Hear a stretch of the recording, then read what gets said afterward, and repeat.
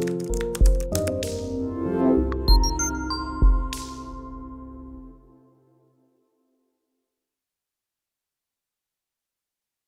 a week ago, I got an email from Rico. Rico is a viewer of mine, big fan of the show, telling me about a friend of his who got dumped after his girlfriend lost weight. And if you're looking at your screen, you see the email there. It says, Donovan, I have a buddy whose long-term girlfriend dumped him after she lost weight. So I looked up some things, came across this article, and found out this is a phenomenon. 85% of marriages, he continues, where the women get weight loss surgery end in divorce. Apparently, he says, this is common knowledge for all doctors, so much so that they actually make it a part of, quote, pre-surgery counseling. Basically, these women get surgery, lose weight, and divorce the men that loved them when they were bigger, they cheat, etc. This proves, he says, that even fat women are hypergamous and kills the not all conversation. Now, Rico sent a couple of links. One link is to a forum that discusses obesity and destroyed marriages because of weight loss surgery. And that's an interesting, very interesting message board to have. The other link is an article that talks about it talks about the fact that 85% of marriages divorce after one of the spouses gets weight loss surgery. So I'm going to be talking about both. But before I get started, I'm going to repeat something that I have said again and again on my show with regards to helping your women lose weight. A man's first mistake when he decides he wants to help his girl lose weight is committing to a fat girl in the first place. There is nothing wrong with fat girls, guys, but you should not be committing to them. Number one, if you're committing to overweight women, you are a low-value male who has very few options, if any. Number two, overweight women are not sexually attractive. And when women see you with an overweight woman, your sexual market value decreases even more. And number three, she will never get thin. At least not for you, she won't. Guys, listen. When you commit to a woman, okay, what you have done is you have told her that there is nothing she needs to improve herself, right? She's already gotten what she wants for nothing, so why should she put in the work to get something she's already getting for free, for nothing? But Donovan, Devon's always trying to improve herself for you. Yes, she is. Actually, reason number one, here's why she does this. I made my expectations very clear before I committed to her. I told her that she's going to work out, she's going to keep her body tight, and she's going to work to stay sexually attractive to me. She knew that this was expected of her. So when I hire her a personal trainer and put a gym in our garage, she happily complies because she knew this was part of the gig going in. And number two, Devon knows that if she doesn't remain sexually attractive to me, she's the fuck up out of here. She and every other woman is acutely aware that time is not on her side, guys. Listen, she's still sexy as hell. Those of you guys who follow me on Instagram know that Devon is a hottie. But let's be honest, she doesn't look like she did when she was 26. On the other side of that coin, I look a hell of a lot better now at 42 than I ever did at 22. Dude, I look better at 42 than I ever did at 32. And every other woman, including Devon, are aware of this as well. But the average man doesn't make his expectations clear to his woman. This is why wives gain 30 pounds a year throughout the marriage. They don't have an incentive nor the direction from their husbands to lose weight and to stay in shape. So if and when your overweight girlfriend or wife ever does lose the weight, it is never for you, guys. When and if the weight comes off, she's out the door because her sexual market value is now higher. Well, what if your sexual market value is higher then and higher now? She wouldn't leave then, would she? You bet your ass she would leave. I don't care how high you think your sexual market value is, guys. Your soon-to-be ex knows you committed to a low-value, overweight woman. Women want men that other attractive women want.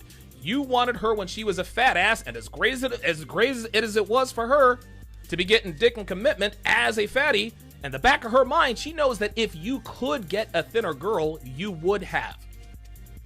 For this reason, she always knows that your sexual market value is low, and women aren't attracted to low SMV men regardless of how low their SMV is. If you commit to an overweight female, you are 100% low value. And if her sexual market value goes up, she's out the door regardless of how much you improve yourself. Fat girls can say whatever they want about how beauty comes in all sizes and shapes. They know they're wrong. And they show this by bouncing like a bad check when they lose a bunch of weight. So if your overweight girlfriend gets a gym membership out of the blue, or maybe floats the idea of weight loss surgery to you, guys, she's already got one foot out the door. You will never enjoy her when she loses weight. She's not losing weight for you. She's losing weight for them, as in other men that are not you. Now, the reason why women leave their boyfriends and husbands when they lose weight is simple. They now have more options. That's it. When she was overweight, she didn't have many options, and the options she did have were very poor options. Guys, we talk all the time about how even fat girls are sluts, but the guys they're fucking aren't select men. They're not high value men. Fat girls aren't fucking high value guys. They're fucking low value, run of the mill, low quality, thirsty dudes who have just enough desirability to sleep with after 17 tequila shots. But the more weight she loses, the higher the quality her options become. And with higher quality options comes an increased sense of self-worth and self-confidence. That includes sexual self-confidence. Guys, you put all those things together, and it is a mystery to me as to why people are always surprised that wives and girlfriends who lose a bunch of weight end up leaving their husbands and boyfriends. They're always shocked. If a woman has more options at the end of a relationship than she had at the beginning of a relationship, she will end the relationship. That is all there is to it. And this is why they leave their significant others. So let's take a look at this article entitled Divorce Surgery. It was posted on medicalbag.com. Looks like it was posted back in November of 2018. Looks like it was written by a Pierre Manzo medical doctor. And again, a big thanks goes out to Rico for submitting these articles. This is really, really good content here. Over the last several years, the article starts, bariatric surgery has gained significant traction as a treatment for obesity. I have seen this result in many success stories for patients struggling with obesity. Although bariatric surgery is just one of our tools in this struggle, it is a highly effective one, particularly for people who undergo gastric bypass or the gastric sleeve procedure. These highly effective procedures generally result in a landslide of weight loss. However, while no surgery is risk-free, bariatric surgery comes with particular serious risks. For one thing, this kind of surgery starts with a patient population where obesity itself can lead to comorbidities. Comorbidities? Never heard that word before. Obese patients are also more prone to pulmonary embolism because of increased venous status, or stasis. But there is another, quote, side effect, the author says, of bariatric surgery, one that may seem to be an odd result from the procedure. This is funny that they think it's an odd result. This is how lost people are. Throughout the years, it continues, I have noticed that my patients who undergo successful bariatric surgery seem to get divorced at a higher than average rate. It would have to be pretty high to be noticeable given that the US divorce rate is about 50%. In fact, he continues, review of the literature reveals that the rate of divorce after bariatric surgery now may be as high as 75 to 85% in the first 2 years after surgery. If the bariatric patient was obese prior to the relationship, then the risk of divorce is even higher. I suspect, he says, that the cause for this meteoric divorce rate is multifactorial. Often with significant weight loss comes increased courage, self-esteem, and self-confidence, and improved overall health. This more positive sense of self might be just the boost someone who is in a poor marriage needed to leave the relationship. On the other hand, bariatric patients who were in a good relationship before the surgery are more likely to happily adjust to the results of the radical medical weight loss. Let me just stop right there and tell you guys right now that this is 100% bullshit. It makes not one bit of difference whether or not a woman was in a good marriage or a bad marriage. As soon as she loses the weight, she is the fuck up out of there. And it's not because she's a bad person or a bad wife, guys. I know a lot of us would like to think that. No, it's because she's a woman. And a woman's sexual imperative is dictated by her hard drive, her biology. She is a slave to her biology no matter how much she wants to deviate from it. The set in stone, gospel truth, titanium, ironclad rule of hypergamy states that a woman will always consolidate on the highest value men available to her, regardless of relationship status. And any woman watching this would be quick to say, well, Donovan, I would never leave my husband if I were hotter than I am now. I love him very much. And you want to know something? I believe you. I believe that you want to believe that you aren't like every other woman out there. But sweetheart, ladies, you cannot deprogram yourself of this software no matter how much you would like to.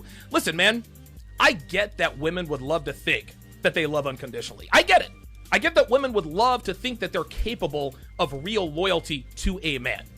But that's just not how it is. A woman cannot deny her biological imperative in this regard any more than I as a man can deprogram myself to like beautiful women with big tits, flat stomachs, and shapely asses. It simply cannot be done. So for this article to suggest that women in healthy marriages, healthy relationships, stick around after their SMV goes from a 5 to an 8 is very cute, but very wrong. Let's continue. Based on these findings, he concludes, it seems that it would be helpful for prospective bariatric patients if their pre-surgery counseling included education regarding potential marital stressors that may occur in the wake of weight loss surgery. Also, during the first 2 years, post-surgery healthcare providers should be prepared to offer marital counseling referrals. Gentlemen, let me reiterate this. A woman's hard drive cannot be reprogrammed to be aroused by men who give their commitment to low SMV women. Guys, no amount of marriage counseling, pre-surgery counseling, post-surgery counseling, none of that can undo millions of years of biological programming and evolution. Again, I get why they're saying this, because we'd all like to think this, but anyone watching this right now knows this is not true. Okay, let's move to the next post that Rico sent on this message board. This is actually, here we go, guys. This is when it gets good. But this is how it goes. Let me tell you my story, he says. My wife had gastric bypass surgery in November of 2007. I completely supported her decision to go this drastic route due to her high blood pressure, sleep apnea, extreme fatigue with physical activity, and her extreme displeasure with her looks. She is 5 feet, 2 inches tall, and was at that time 230 pounds. This poor guy, this poor clueless sap, actually thought his wife wanted weight loss surgery because of her high blood pressure, her sleep apnea, and his fatigue. Guys, his wife didn't give a damn about any of that stuff. She got weight loss surgery only because she didn't like the way she looked, and she knew that she didn't have the discipline to lose the weight on her own. Gentlemen, women don't do anything for their health. They don't. They don't care about their health. They don't give a shit about it. They drink too much, they do hard drugs, and they have unprotected sex with random men all the time. The only reason they lose weight and eat healthy is not to be healthier, it's to become hotter. Do you think Instagram models stay healthy for their health? Get the fuck out of here. If you offered 10 women a pill that would instantly make them hot, instantly make them a physical 10 on the outside, but have high blood pressure, high cholesterol, diabetes, and heart disease, it'll make you hot on the outside, perfect 10 on the outside, right? But on the inside, high blood pressure, cholesterol, diabetes, heart disease. Guess what, guys? 15 women would show up and fight for those 10 pills. This man's wife had a slew of health problems, but the only number she cared about were 5, 3, and 230. Let's continue. Her post-op course went without a hitch physically, but mentally and psychologically, over the following months, she became more cold and harsh. The intimacy in our marriage suffered related to the tension growing between us. Each time I attempted to discuss issues or feelings I was having, which is always a mistake. Never discuss your feelings with your wife or girlfriend. What the fuck? Every time I attempted to discuss issues or feelings I was having, a typical response from her was to ignore it or simply tell me that I was too sensitive. Good for you, wife. Good for you. Listen, wives, girlfriends, if your boyfriend or husband's being too sensitive, tell him, shut the fuck up, you're being too fucking sensitive. Grab your balls and tell me to shut the fuck up. Eventually, he continues, she began spending more time out in the evening with the girls, which I supported fully, backed with the unending trust that she had built during our 19-year marriage. She was fat. Of course you trusted her. Who is she gonna bang? The milkman? The non-existent milkman? Exactly 1 year after her surgery, he says, after losing over 110 pounds and looking fabulous, she came to me and explained that she no longer loved me, admitting that during the preceding few months had very much enjoyed the company and attention of other men and wanted to be free, young, and wanted to play and be with other men. Of course, this was devastating, he said, and I spent the next couple of months trying desperately to win her back, blaming myself. I still love her very much, he said, and wanted our life back together. Unfortunately, that is never to be. She has taken a steady boyfriend and enjoys living the life of a single woman on the town, even though we are still married. In parentheses, he puts, however, not for much longer. We have 3 children who now have been shoved to the back of her priority list behind her new life and boyfriend. All of this from the former PTA mom who would have walked through the fire for her kids and devoted wife. I really don't know who this new person is, he says, and quite frankly, she's not someone who I care to get to know. Gastric bypass surgery destroyed my marriage.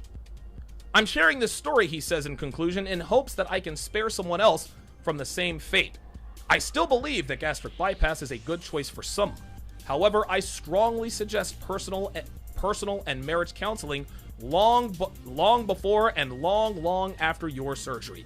Please don't end up like me, he pleads. Don't take anything for granted. I truly believed that the bond we had could truly survive any test. I was dead wrong. Don't think, he says, this can't happen to you. That's exactly what I thought. The fact that this dude truly believes that marriage counseling would have saved his marriage speaks to the gross lack of awareness among today's men about the true nature of women. This is exactly why I do what I do, guys. Now, some women might be watching. They might be thinking, okay, Donovan, you have a point. But a man who lost a bunch of weight would also leave his wife. I wouldn't blame him for doing so, and you shouldn't blame her for doing the same. And to that, I would say, number one, I don't blame his wife for leaving. I say this all the time, guys. If I get fat, if I lose my drive to succeed, if I became undisciplined, if I got soft, Devin has every right to dip like a video vixen. I know her love for me is 1,000% conditional. And trust me when I tell you, she knows that it's reciprocated. Number two, yes, a fat man married to a fat woman loses weight would 100% leave his wife. You're getting no argument from me there. But here's the difference between men and women in these situations. You see, as men, we understand that if we're fat and out of shape, that we don't deserve fit and beautiful women. Fit, beautiful women aren't attracted to fat guys, and that's all there is to it. We understand it, we don't complain about it, and we don't believe that we're entitled to any woman just because we have a cock and balls. We know that if we want hot girls, we need to hit the gym, stack money, and learn game. We get it. That's why the red pill community exists. Women, on the other hand, are completely the opposite. Women believe that they deserve the best men out there, regardless of their weight.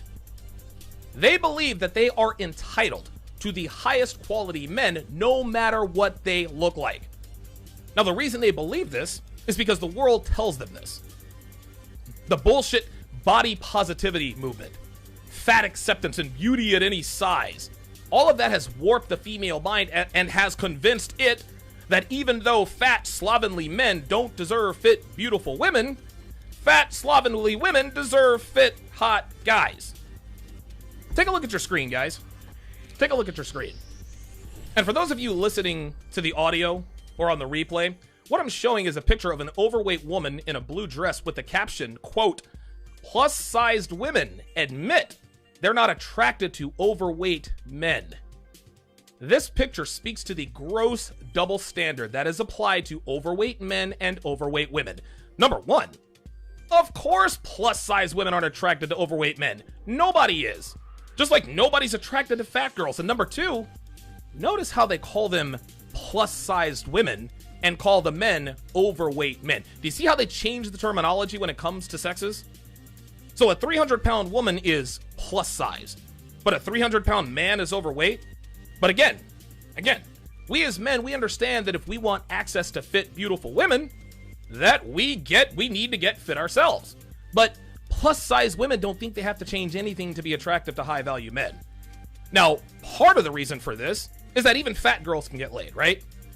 But what women of all shapes and sizes fail to understand is that just because a man wants to fuck you doesn't mean he wants to commit to you. Girls always make the egregious mistake of conflating sexual attraction with relationship intention, and the two are mutually exclusive from one another.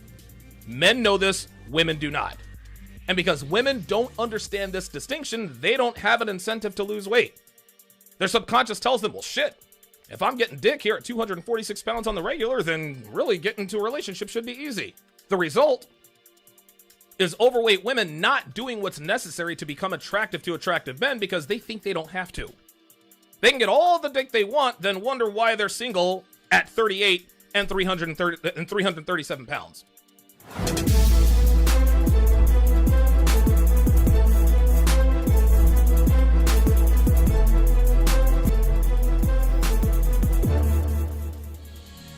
A woman never belongs to you. It's just your turn. You lost your edge, she lost attraction for you. That's how it works. What'd you think she was gonna do? Tell you she cheated? Men cannot afford to get complacent in relationships. Get your fat ass off the couch, start lifting weights, and learn game. You're welcome. And now your man, Donovan Sharpe. What's up, guys? It's your man, Donovan Sharpe, and welcome to episode 1010. That is 1010 of TSR Live, your daily dose of toxic masculinity, misogyny, and small dick energy. It is Wednesday, September 13th of 2023, and yes, we are exactly 1 month away from the third annual Conference of Masculine Excellence. We are exactly 1 month away from the third Conference of Masculine Excellence. Guys, like I said, we've completely sold out in-person tickets. We can't do it anymore. Like, they're completely sold out. Okay? There are no more, like, we can't let anybody in the doors, guys. We are completely sold out. This is a good problem to have. We probably sold a few more tickets than we should have, but the fact remains is that they are completely sold out. Plus, I want you guys to understand, we will not be recording, nor will we be distributing the speeches for public consumption. This means that the only people who will be able to actually watch the event and see the speeches in their entirety are standard ticket holders, VIP ticket holders, and that's really it. But do not sweat it. You can still watch everything go down live when you buy a CME3 virtual ticket. At a fraction of the price, you will see and hear all speeches and other events live from anywhere in the world. Plus, you guys get to interact with fellow virtual ticket holders and get your questions answered by the speakers themselves. Guys, don't waste any time. Go to masculineexcellence.com now to get your virtual tickets for the third annual Conference of Masculine Excellence. The link is in the description. It's good to have you guys all in today. Good to see you guys in here today. Pardon me. As always, we are streaming live, megacasting, to Facebook, Twitter, YouTube, Twitch, Rumble, and of course in crystal clear high-resolution 4K to Sharpe Stream, the one and only independent streaming platform built by the lovely and talented Devin for the TSR family. So however you're watching, wherever you're watching from, thank you for making the Sharpe Reality Live a part of your daily routine. Guys, make sure to follow me on Instagram at Donovan Sharpe TSR, on Facebook at Donovan Sharpe, as well as Twitter. I'm fairly certain it's Donovan Sharpe HTR. Again, don't Don't hold me to that. Not sure, not 100% sure, but it is what it is.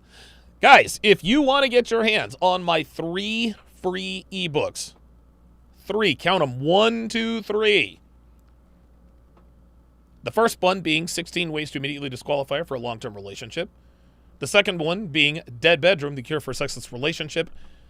And the third free ebook, 14 questions she'll ask you on the first date and how to correctly respond.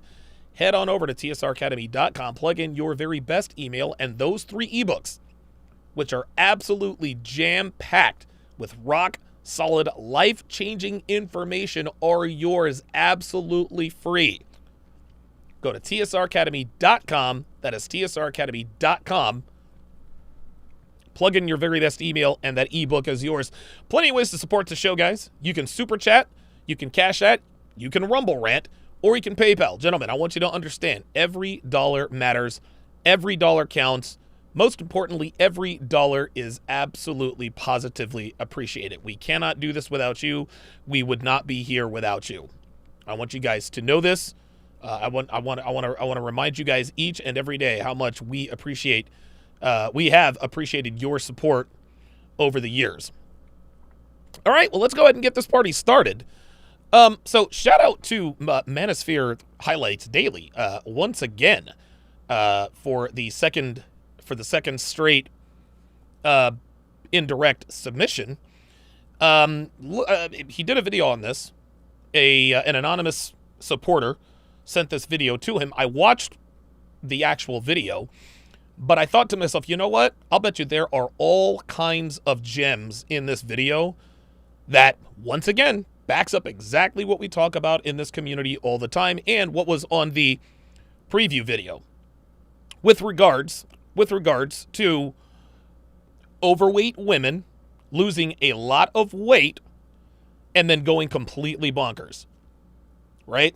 I did an episode a long time ago called The 8 Most Common 304s. The 8 Most Common 304s. One of the 8 most common 304s was the I just lost weight, the former fatty 304. When girls are overweight and then all of a sudden they're not, what ends up happening is they start getting male attention and they literally don't know how to act. I've said this dozens of times over the years. This is verified many, many, many times over. Well, thankfully for us, a woman admitted and took accountability and just told us straight up what happened after she lost the weight and the shenanigans that ensued. So without further ado, here we go. Here's a story. You're married, have a kid, a happy home, and then you work on yourself, lose over 100 pounds, and become unrecognizable, both inside and out. You hang out more and ultimately step out on your marriage. There's hurt, pain, and a divorce. You live life with regret, but your story isn't finished. What I thought at the time was love, I had never felt that before. Your story isn't finished. Oh, no, your story is absolutely finished. And by the way, I'm not trying to be funny here, but I don't know what this woman's name is, but I think I'm going to call her Nell Carter because she looks like Nell Carter.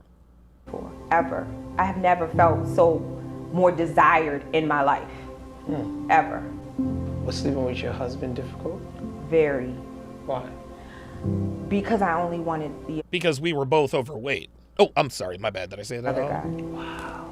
I'm obviously not yours and you're not mine. But I don't want He was you mine. He was mine. I'm sorry, honey. He was mine. How does your husband find out? I confessed. I couldn't sleep. My conscience. She confessed. That's interesting.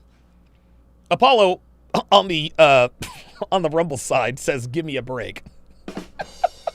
only those of a certain age know about "Give me a break." I used to watch it when I was a kid. Ken Rose with the $2 super chat. I appreciate that very much. Abdullah Al-Hamli with the $2 super chat says, "Love from Kuwait, Donovan. Elite analysis as usual." Thank you, sir. I appreciate that. Let's continue. Was eating me alive and I was exhausted. Eating you alive. All right, let me stop. I was I'm here to educate. But I also have to entertain. So ready to leave my baby, leave my family. Wow. This was nice. I love y'all. I see y'all on the weekend. I wanted to be with him at all costs. Damn. God What's damn. good? My name is Chris Styles. This is Trapping Anonymous. Welcome back. Thank you for everybody that has been subscribing, supporting, and just sharing our content.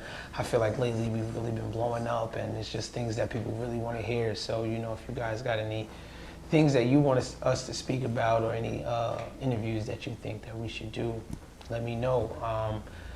Check in that Apple Podcast, please, the audios. If you can't sit back and watch the videos, you can always go to those Apple Podcasts and get those audios as well so that you can download it, listen to it on the train or whatever. Today we have a very, very special guest with us. Jonathan Gale says, interesting, today is Nell Carter's birthday. Are you serious? Computer, when is Nell Carter's birthday? Nell Carter was born on September 13th, 1948. I'll be damned. I'll be damned. Well, I'll be damned. Well, happy birthday to Nell Carter. As always, but this one in particular, I've been waiting 6-7 months for this interview. I think that is something that we don't get to speak about a lot or hear a lot from people that are even willing to talk about these types of things. So please sit back, relax, enjoy. Do remember that the stories that you hear do not necessarily reflect real life. They're here to entertain, they're here to educate, and hopefully keep your little homie off the streets. My name is Chris Styles. This is 100%. Okay, so what I'm gonna do, guys, is I'm gonna speed this up a little bit. I don't know how to speed it up in QuickTime, but I do know how to speed it up with the VLC. Here's a story. You're Media married, player. have a kid, a happy home, and then do remember that the stories that you hear do not necessarily reflect real life. They're here to entertain, they're here to educate, and hopefully keep your little homie off the streets. My name is Chris Styles. This is 100%. Let's get it. How are you? I'm good. Good. I usually jump right into the interviews. I don't like to take the scenic route, as I like to say. How did you ruin your marriage? Damn. Right into it. Infidelity. I will say that is the simplest way to put it. Infidelity. Mm-hmm. And I feel like the narrative is always the man cheats. Yes. The man messed up. We were having a conversation off camera, and you was just like, everybody that you talk to says, well, what did he do? Yeah. What do you feel about that narrative? Yeah. I think people automatically go to the man being the problem. So when I say, I'm divorced, whatever, they're like, oh, God, what did he do? Oh, good for you. You can do better. And it's sort of like, oh, it was me, actually. It wasn't him. Wow. Holy cannoli. She's guys, what you have to understand, what you guys have to understand is this almost never happens. What you are seeing on your screen, what we are about to see, is something that is extremely, extremely rare. Women are allergic to accountability. And for a woman to sit here and say, hey, you know what? It was me. I'm the one that messed up. I was the one that cheated. How was your marriage? Was this like a tumultuous? Oh my God. Wow. That's a big bitch. Relationship that you had, if you could give me just like a little backstory about like how the dynamic of the relationship was. So we met when I was about 19. And he became my best friend. We decided to get married a few years later. We got married very young. I was about 23 at the time. Got married very young, and he was amazing. See? I got married very young. I was 23 at the time. Do you guys hear that? I was married very young. I was 23 at the time. 60, 70 years ago, being married young meant being married as a teenager.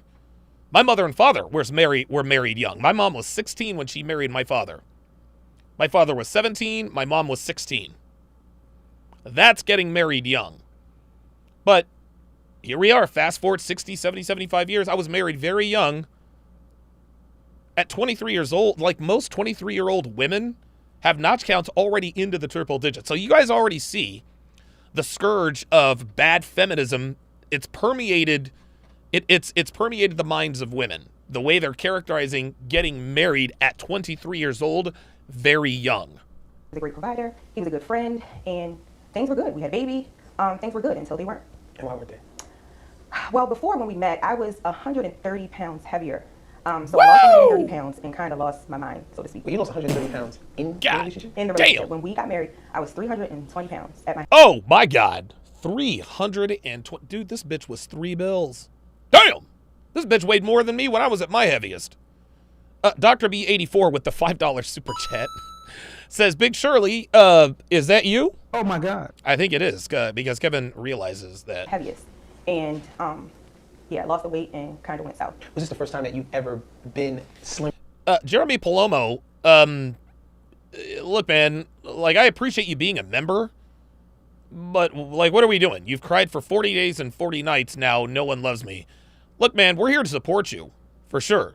But we're not gonna feel sorry for you. We're not gonna give you sympathy. Like, I mean, listen, it sounds to me like you need counseling. You don't need a podcast. So I would appreciate it if you would at least, add to the show, add to the chat. But, I mean, I know your pain is great and all that good stuff, but you guys gotta, I mean, you're gonna have to, dude, this is not the place to work out your emotional issues. This is not. And like, yes, all my life I've been that girl. So this was the first time that I actually got to be the it girl. So to there speak, it is. And what about your husband? What about him? You mean like weight-wise? What's well, he was a bigger guy, but it wasn't too crazy at the time. He was a bigger guy, but he loved me big. He never complained. He always complimented me, treated me like I was beautiful, but I didn't feel beautiful. So I went ahead. There it is. See, treating me like I was beautiful, but I didn't feel like I was beautiful. What did I say in that other one? Overweight women, plus-size girls, they don't care what their significant others think. They care what the outside world thinks. She just said it. He called me beautiful and treated me like I was beautiful, but I didn't feel beautiful. No, the reason you didn't feel beautiful is because of the way the world treated you. With the weight loss. There's a narrative about big women, right? One of the narratives that I hear is that big women know how to treat a man, right? This is sort of because, I don't know, like, maybe the world isn't at their feet. Maybe they do have to be humble and display humility to have people like them or be into them. Or, so from the big girl perspective, can you speak to that? Well, actually, it's not a narrative, it's the truth. It's the truth all the way around with men and women. If you are deficient in one area of sexual attraction, then you must be more than proficient in others. So, for example, just like you said, if you're a bigger girl, you got to make up for it with a good personality. You got to be feminine, you got to be submissive, etc., etc. Unfortunately, it doesn't matter how feminine and submissive you are, friendly and all that good stuff. If you're a bigger girl, select men they're not going to choose you. They're just not. That's all there is to it. On the guy's perspective, if you're not the best looking guy in the world, then you need to get your ass into shape. Right? You need to work on your mouthpiece. Me as a black man, I'm an average to below average looking dude. Right? But I've got a dynamite personality. I'm dynamic. I've got a backbone. I know what I'm doing, etc., etc. I had to become proficient in those other areas to make up for the fact that my race is not preferred by most of the women that I prefer. Most white women. Oh, shout out to Mike Steele, who is in the house, one of the CME ambassadors. I'll be making that announcement here very, very soon after our conference call. But what I had to understand is that most white women are not into brothers. They're just not. That's why we joke around and we make such a big deal when we find out that a white girl is into brothers, right? Like, we sit here and we make fun and we laugh and we chuckle, but it's the truth. Most white girls are not into brothers. They're just not. And so I had to work on things to become more attractive to all women so as to cast a wider net.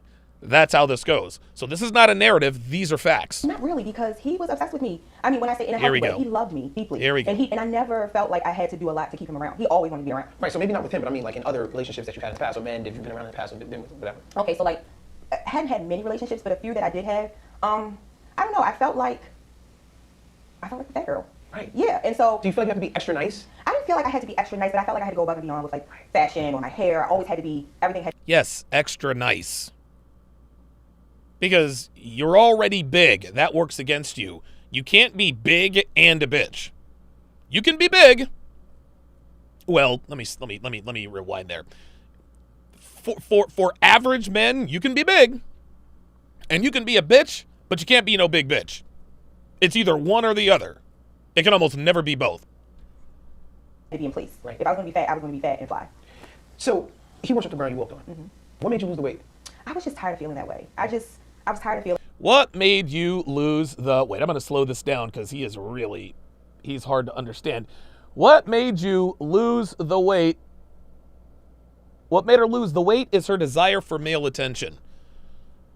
The most valuable commodity, the most valuable currency, what modern women value the most is male attention. Why do you think all these bitches on Fresh and Fit answer the call? They say, I would never, ever give up social media for a man. Well, what if he was X, Y, Z, A, B, and C? Well, okay, well, if he had the 666, if he was good looking and rich and da-da-da-da, then I might consider it, right? But even still, modern women cannot live without male attention, even if they are in what appears to be a good relationship. The reason she decided to lose weight is because she wanted attention from other men, period. Real Bravado Network with the $5 super chat says, these big B's are big and mean, especially when they are black women. Let's keep it a buck. Hey, man. Yay. Look, I agree. I'll strike with the $5 super chat says, Myron says women are instinctively far less promiscuous than men. I disagree. They fight for independence, so they risk losing nothing when they cheat. That's very true, but I agree with Myron. Women are instinctively far less selective than men. Or, I'm sorry, far less promiscuous. Yes, women naturally, instinctively, they're less promiscuous than men, for sure.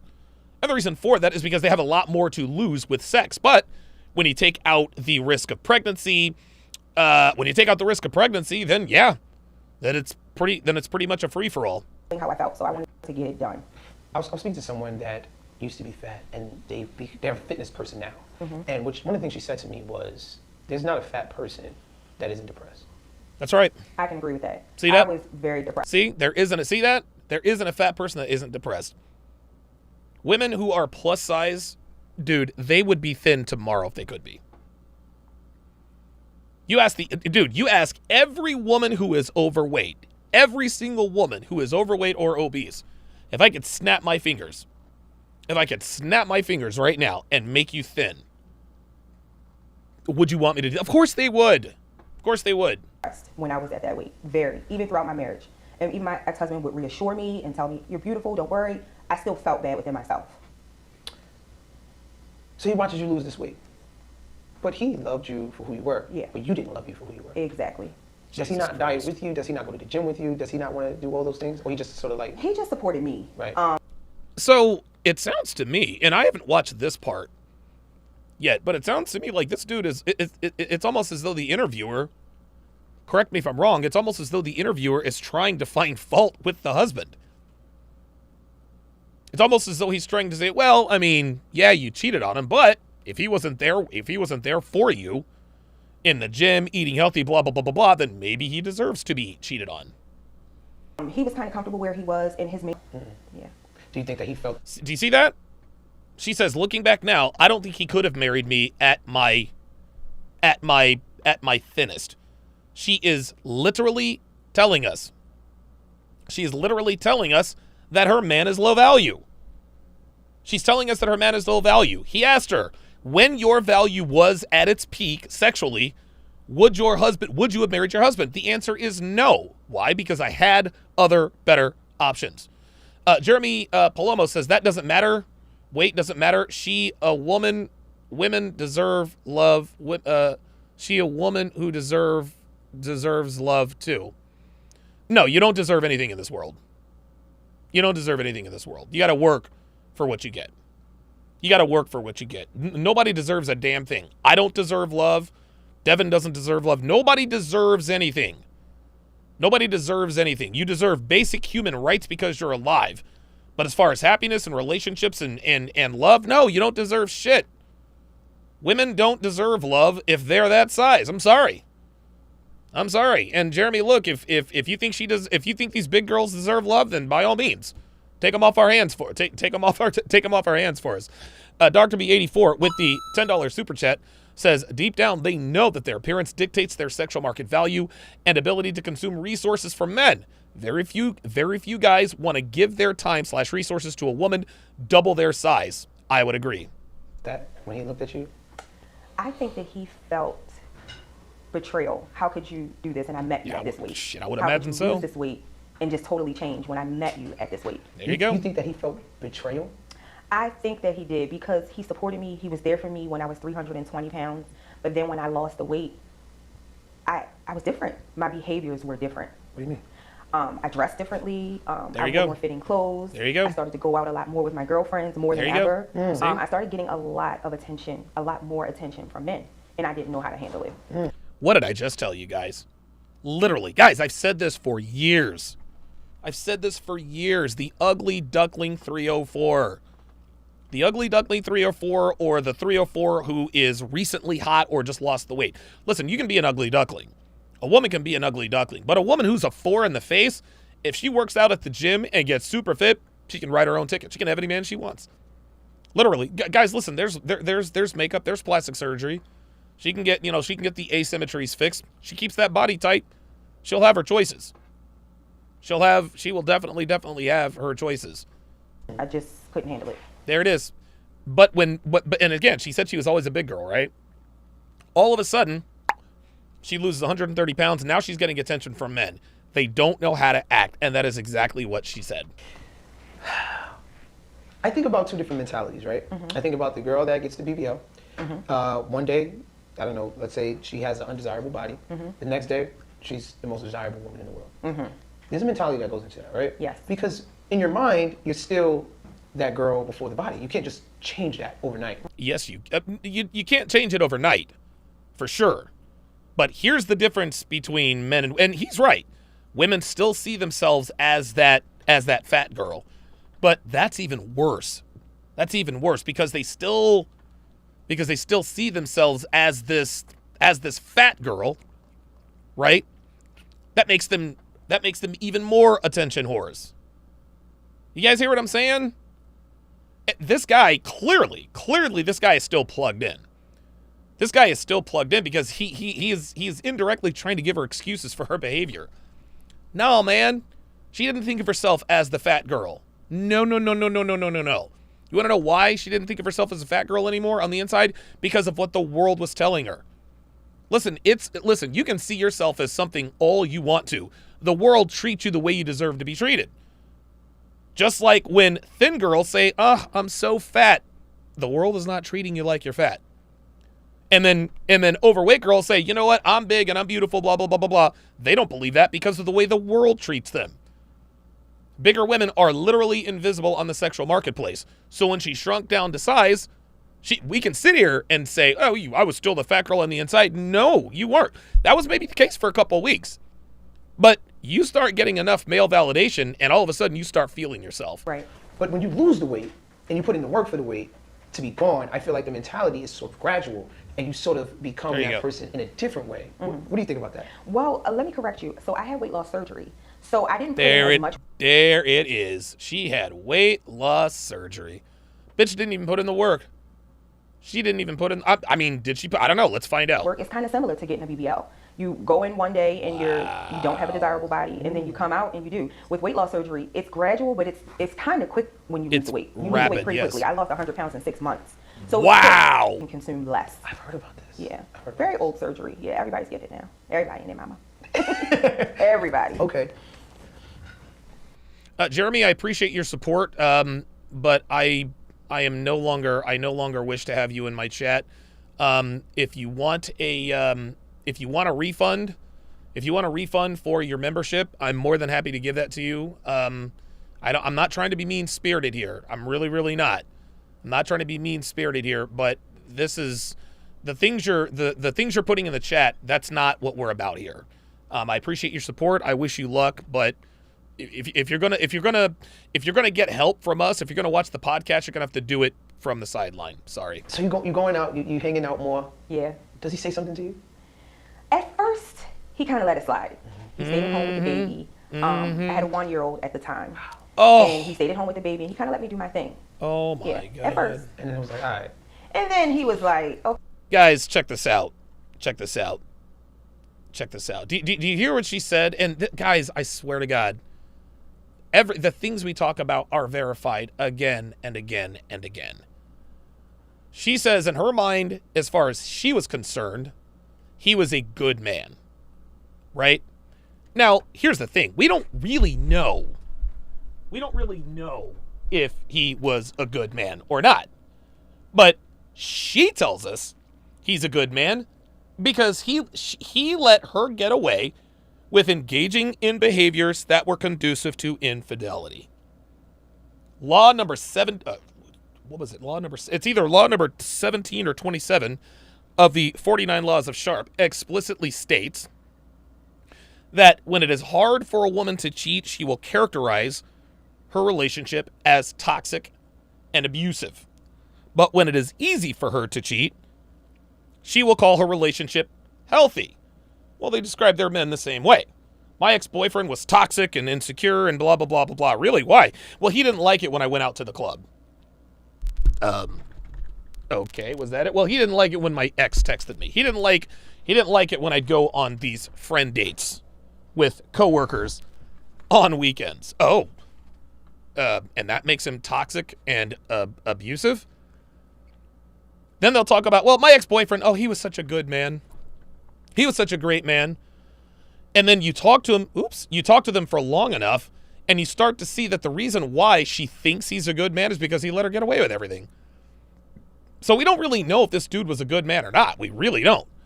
But according to her and modern women like her, a good man is simply a man who allows a woman to do whatever it is she wants to do in the relationship. Okay, do you have to go out every weekend? See that? And during See the that? week sometimes. Oh my So God. you're meeting men. Well, no, not at first. Stop the cap. Now she's trying to backpedal a little bit. Look, chick, you already admitted to cheating on your husband. You may as well just, you admitted to cheating on your husband. You admitting to taking a shortcut to get weight loss.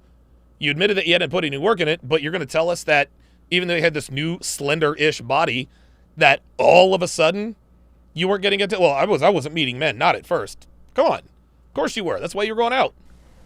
Yeah, Jay Billy says victimhood isn't allowed. That's exactly right. Like, listen, man, we're all about helping each other. But dude, I am not ever going to play the victim. I don't care. I'm never going to play the victim, and I'm not going to allow people in my circle to play the victim as well. That's just not what I'm going to do. So I was getting a lot of attention from men. Right. But at first, that was all it was. It was nothing any more than that. Just here we go. Here we go. Bring me to the day you cheated. So, met a guy at work, and it's always a nigga at work, isn't it? we started to become friends. He was very flirtatious, gave me a lot of attention. I had just had a baby. I was about a year postpartum, and do you see how she added that excuse in there? I was about a year postpartum. Now, maybe I'll have to ask Allie this. But postpartum, to me, when she uses that postpartum, what I think of is postpartum depression. I was a year postpartum. Why don't you just say I have a 1-year-old? Why would you say I was a year postpartum? No, you weren't a year postpartum.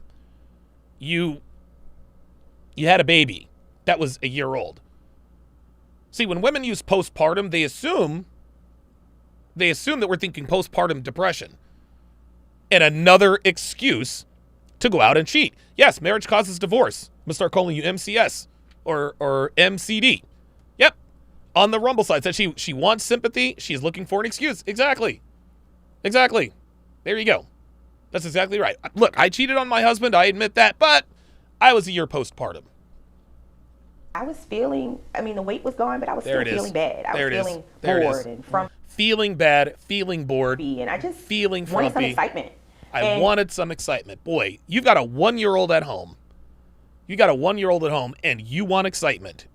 Wait, your 1-year-old at home is not giving you the proper excitement? Holy smokes. You have a 1-year-old human to worry about.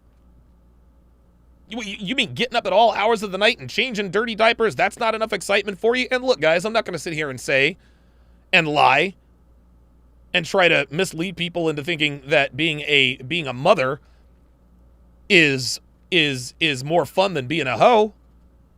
Because being a hoe is a lot more fun than being a mother, being a mom, right? But it's far more fulfilling being a mom than it is being a hoe.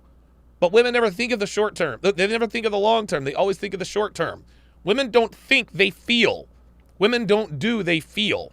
He and I became friends, and it was innocent at first, and then it gradually started to... And it was innocent at first. That's what they all say. It is never innocent. Men don't become friends with women if we are not trying to fuck you.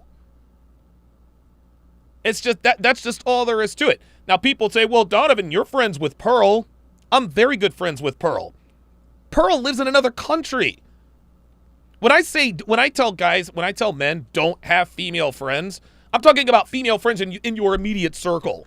I have plenty of female friends online. Dude, there's Allie, Pearl, Janelle, dude, Icy, Xena. Dude, Xena's cool as hell, man. I actually had a pretty good conversation with her the last time I was out there. Who else? Dude, Melissa, the 19-year-old. The 19-year-old without the high school diploma. Like, these are like yes, they are my friends, but I don't talk to them every day. Right? Like, yes, those are my friends, but I don't interact with them physically every day. No, there's no reason to have those kinds of friends that are females. Progress into something a little more inappropriate Here we go. You know, I work with this guy. Work husband. I had to see him. Yeah. You know, he would walk me to my car if it was too dark at night, whatever. Oh, my and God. we began to talk on the phone. It was over after that. Damn. The phone. We started talking. We became friends. And it was like, well, let's go out for a drink. Mike Steele says, yeah, professional contact. Exactly.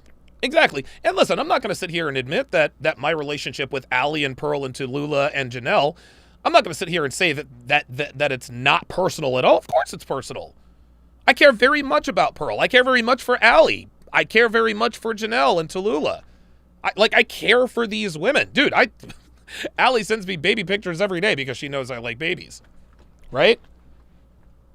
But, yes, there is an element... There is an element... I love seeing dogs steal food off the table. There is an element there is a personal element there. But my relationships with them are strictly professional, for the most part. I see him once, maybe twice a year.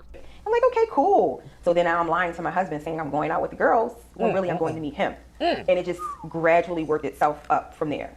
And I was just so enamored with this person and his personality and his charisma. And he wasn't boring. And I was excited to go to work. You know, it was crazy. It was crazy. Creepy. Wow. Look at the shock on this guy's face. It's almost as though he is actually shocked to hear a story like this from an actual woman. Guys, these stories happen all the time. They happen all the time. But the only people that really tend to tell these stories are from the male perspective. Here we are. Here we have a female that said, yep, I had an affair. This is how it happened, and I admit it. Oh, man, like, you... Ibn Zura says, it seems that Kevin and Sales ran HBCU game to perfection. You know it. You know it. I'll bet you he was. Experiencing that, it was such a new feeling. Yes, very new.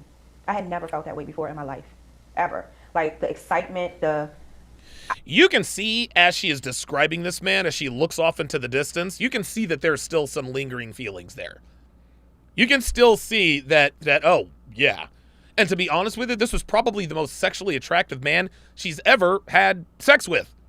Because she was at her thinnest, and she was at her thinnest. And listen, the guy who was smashing her probably wasn't even that high value of a guy. He wasn't. Let's keep it real. Even though she lost 130 pounds, guess what? Her body was still an abject disaster, guys. Okay, so she still looked a little better, but she didn't look all that good. What I thought at the time was love. I had never felt that before, ever. I have never felt so more desired in my life. Listen to this. Yes, this is a gem right here. Listen. Very new. I had never felt that way before in my life, ever. Like, the excitement, what I thought at the time was love. I had never felt that before, ever. I have never felt so more desired in my life, ever. And even though my husband, he was very... See, she knows that what she thought was love, wasn't really love. And I say this all the time, guys. There are many, many feelings that are stronger than love, that are derivatives of love. Lust is a derivative of love. That's stronger than love. Infatuation, obsession, right? Like there are many derivatives. There are many feelings that derive from love that are related to love that are stronger than love. I had never felt that before, ever. I've never felt so more desired in my life, ever. And even though my husband, he was very uplifting, you're beautiful, you're this. See that? This was different. This was, there it is. Not only did he tell me I was beautiful, but I actually felt it too. You know, when my husband would tell me, I'd be like, oh, whatever, you're supposed to say that. But when this guy, it was just different. It was just different. You see how unfair that is? Her husband told her she was beautiful. Her husband told her she was beautiful even when she was at 320 pounds. Of course she doesn't believe him, right? She's like, you're my husband. You're supposed to say that. See, women bitch and moan all the time. I want unconditional love. I want a man to see me from who I am on the inside. I don't want him to be obsessed with the outside. She got such a man, and what did she do? She lost weight and cheated on him with the kind of man she says she doesn't want. Guys, that's how this works. Just different. Even the way you speak about it, you know, yeah.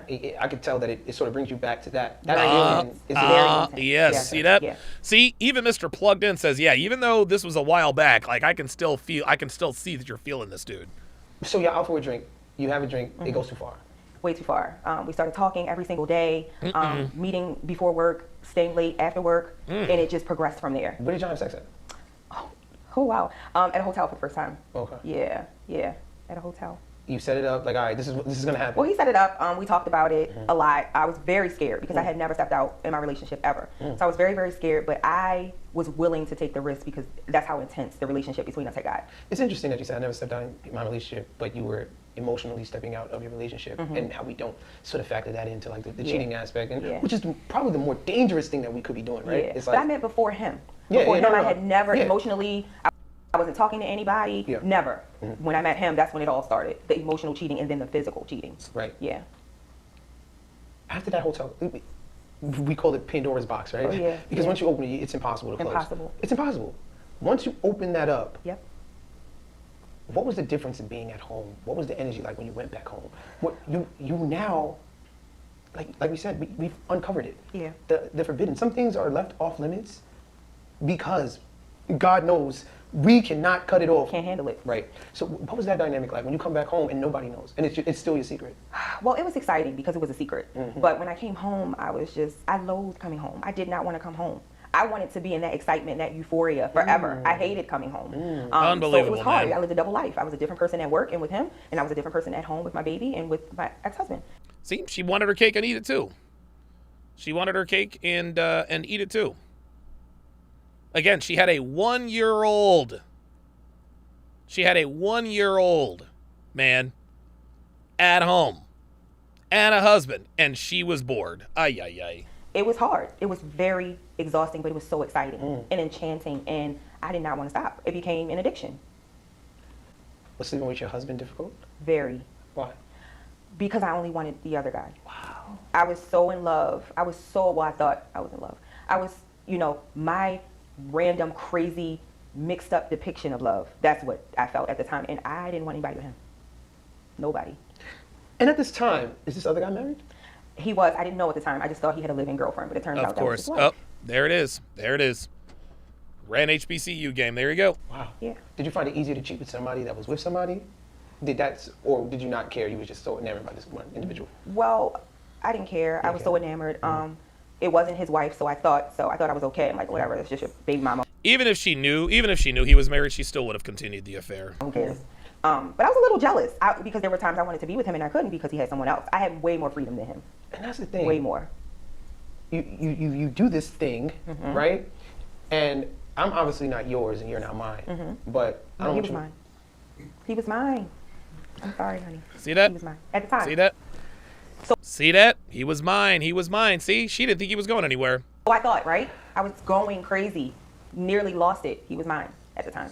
So when you found out this is actually his wife, how do you feel? Did your feelings change? Did your disposition change? I'm going to take a stab at this one. I haven't watched this part yet, but I think her feelings became stronger because now the guy is actually married. Let's see how my aim You're is. just like, you know what, I don't give a fuck. Well, actually, I didn't find out until it was over between him and I. Oh. But it crushed me. Oh, okay. All right. Well, whatever. Never mind. My bad. Even after the fact, it crushed me because I felt like he lied. Like, how could you lie to me? We don't lie here. You know. We don't lie here. You guys are having an affair. Affairs are literally based on lies. Yeah, Second and Truth says, yeah, she was the side chick. She was the side piece. We tell each other everything. How could you lie? So I felt betrayed. But it was over by that point, so it was nothing. The height of your infidelity, the height. What was that? What was the regular day like? Oh, it was euphoria. It was talking to him and texting him all day. It was getting in trouble at work because I'm in my phone all day. It was figuring out how I'm going to lie to get out of the house this evening because I got to get to this man. We're going out. I don't care what it is. I got to go. So at the height of my infidelity, it was just euphoric. It was euphoric. You know, guys, I got to tell you, man. I got to tell you. And I know some of you guys probably realize this about me. And here's the thing. Here's the thing. I'm sure I've had women cheat on me before.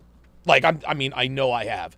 I'm not aware of any I'm not aware of any of my girlfriends or, you know, my ex-wife Darcy cheating on me with coworkers or bosses or anything like that. Even though this has never happened to me, it's like it's so weird, guys. And I don't know if this is a character flaw of mine, but for whatever reason, man, when I hear other people's stories of infidelity, like there's like a part of me feels that. A part of me feels that pain, man. Like I've never been in this situation before, like ever. I've never been in that situation before. At least not that I know of. But when you hear, even like, dude, I dated this one chick in Vegas, and she was a little. I think she was, Jesus Christ. She's probably in her early 40s. You know, probably in her early 40s. And you know, listen, she was a good. I mean, you know, she was a good woman. You know, she was. I think we had dated for a few months before she ghosted me, probably to go back to her husband. She swore up and down she wasn't married. But I remember she told me about she used to be married, and she told me that her actually I had to get it out of her, to be honest with you. I remember we were talking about a car or something, and she said that this was her boss. It was actually her boss. She says that her boss says, "Well, wouldn't you like to know?" And I'm like, "Are you fucking your boss?" And she's like, "No, you know, of course not." But just the way she said that he said that, like I knew something had to have gone on. Come to find out, after, I don't know, a month and a half, 2 months, I finally had to pry it out of her. I was like, yeah, you fucking fucked your boss. That's the reason why your marriage ended, is because you had an affair with your fucking boss. And I was with her for a little longer after that. But for whatever reason, guys, I could not stay with her. I just couldn't do it. I could not do it, man. And she wasn't even at this job. She wasn't even at this job anymore. She wasn't even at this job anymore. I felt like it's weird to hear these kinds of stories. Like when you date someone who had an affair, it doesn't even matter if it's with their boss. It's almost like you can I don't know. It's weird. So I got to tell you, man, this is quite difficult for me to watch, even though it's never happened to me. It's weird, man. It really, really is. Dre Raven says, Donovan, you're not weird, bro. It's called empathy. Is that what empathy is? Is that really the definition of empathy? I thought empathy was just understanding how they feel. Wow. I might have to look that up. That's the only way I can describe it. Damn. I see you go back to that place. It's very interesting to watch. Yeah. How did your husband find out? I confessed. What? Wow. You confessed? I confessed. I couldn't sleep. My conscience was eating me alive, and I was exhausted from all the lies. And, you know, I had to be one person at work, one person with him, one person at church. It was too much. I couldn't talk to anybody. One person at church. There you go, guys. There you go. There you go, man. There you go. At church. A lot of guys say, well, if you want a good woman, look in the church. Oh, no. Wrong answer. No. Wrong answer. Hell to the no. Oh, hell no. Especially black women. Dude, religious black women are the biggest hoes out here. Not some of the biggest hoes out there. Let me repeat that. Black, God-fearing women are the biggest hoes out there. Real talk. Stop looking in these fucked up churches for women. They are more promiscuous than you could ever imagine. About it. And this is after how long? Maybe like 18 months or so. Oh! Yeah. Time. Yeah. She connected to someone else. She fucked this dude for 18 motherfucking months. Oh my god. Oh my god. Oh my god. Like, this is making me, like, I don't know why. This is weird, man. I just don't, dude, even when guys, ooh, my arm hurts still from bowling. Oh, don't need to bring your wings in. No, put them in the microwave.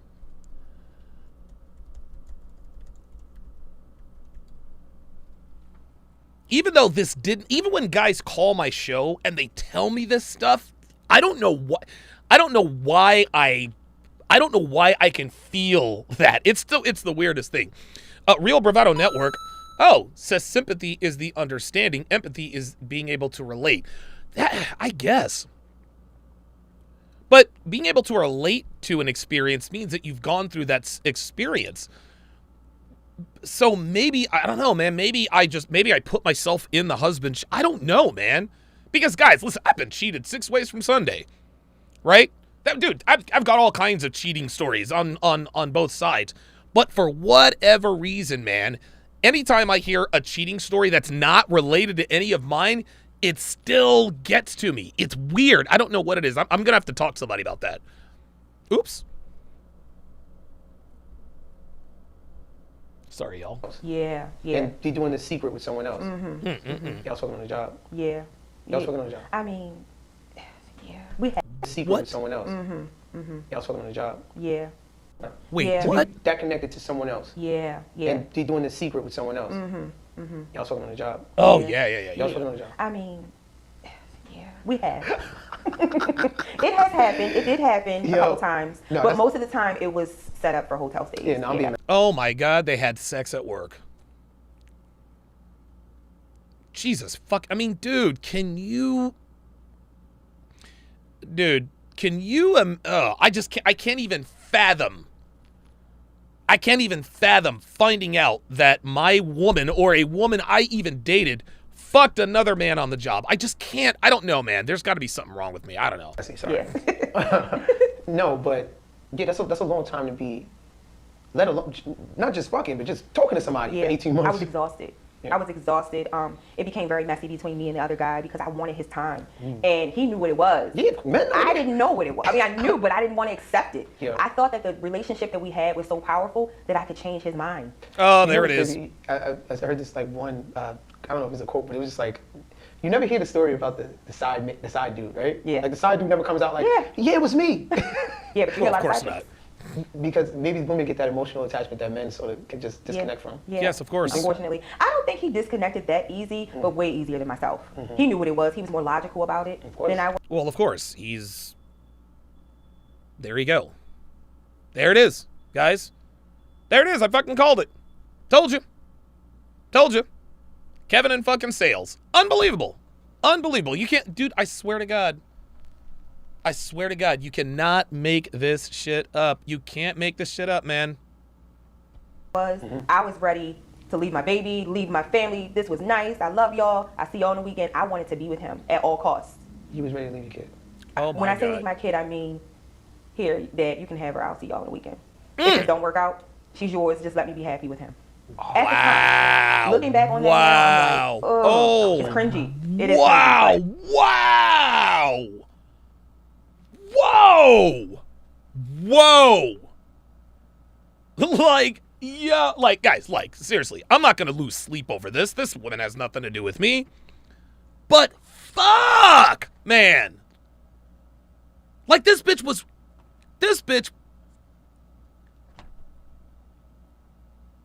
you're going to leave your kid? This is incredible. This is incredible. Oh my God. Like, dude. Oh my God. Man, oh man.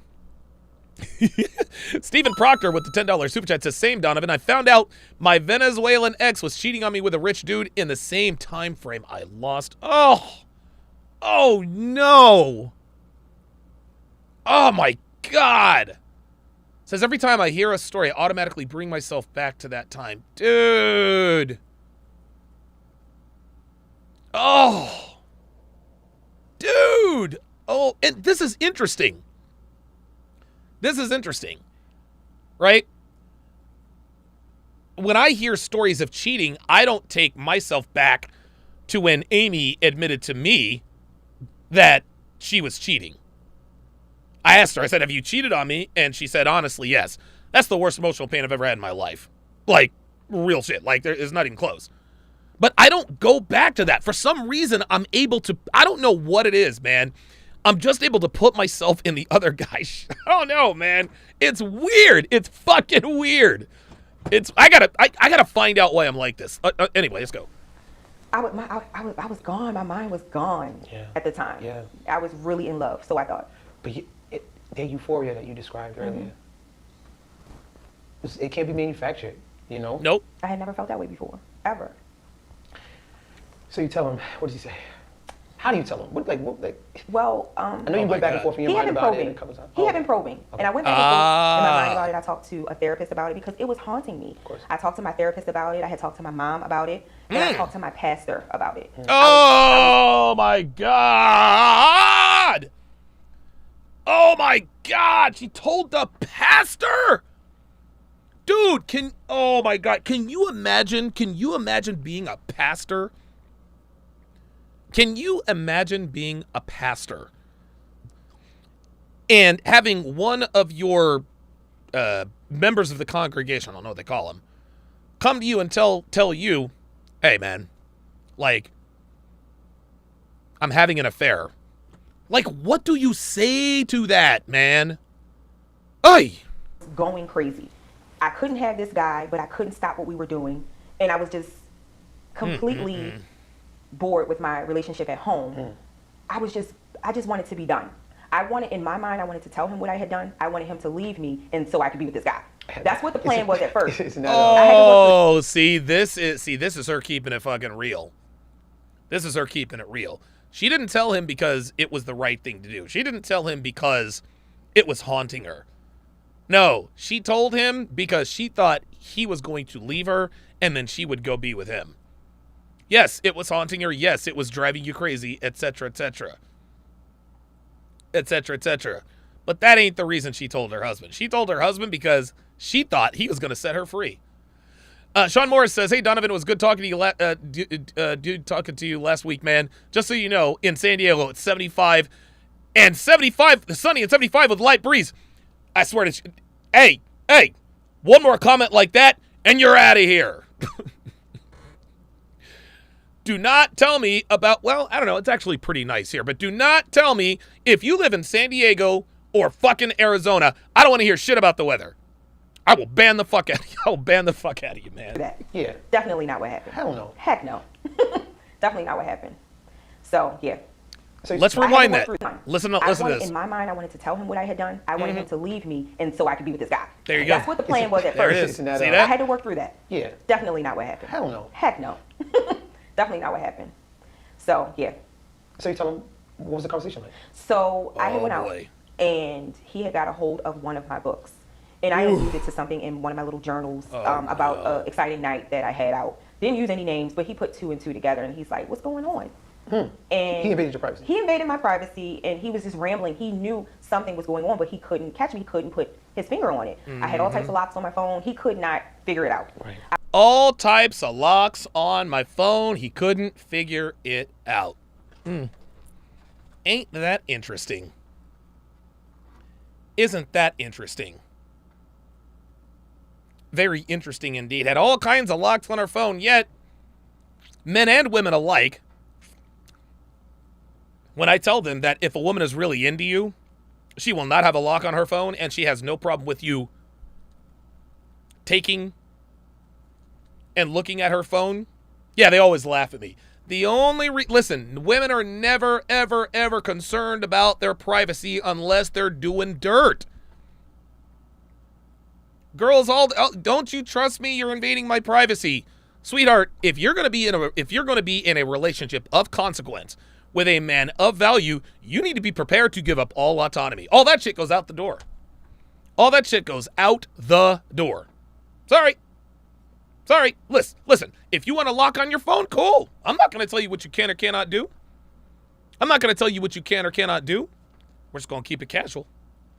I am not about to commit to a woman who has a lock on her phone. Not doing it.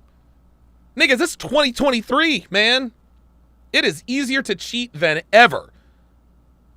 And, dude, 274% of all infidelity is facilitated by the smartphone. Wow. Jerry Ayala, welcome back to Chat Privileges. At Jerry L. Pratt. Jerry L. Pratt. At Jerry Ayala. To welcome him back to Chat Privileges, if you would, Jerry. Put your age and location in the chat. If I remember correctly, I think you're from Hawaii. As is customary of all of my first-time members, let us do a chat-wide age and location check. This is how we build communities of like-minded men. A lot of guys ask me, Donovan, how do I find men who think like I do? Well, this is one of those times. I try to facilitate it. Because you never know.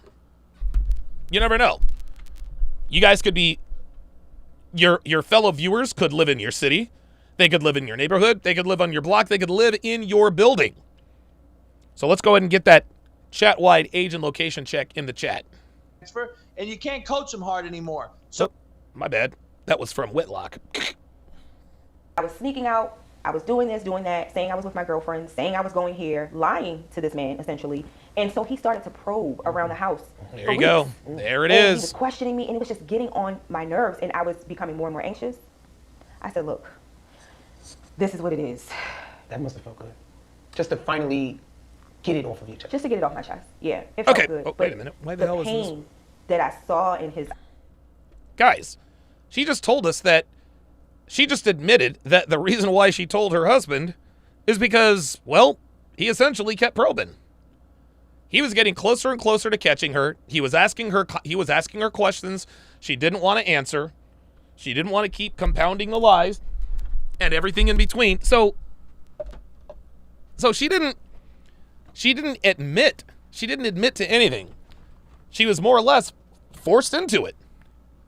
Eyes. That didn't feel good. Because that was my best friend. That was my best friend.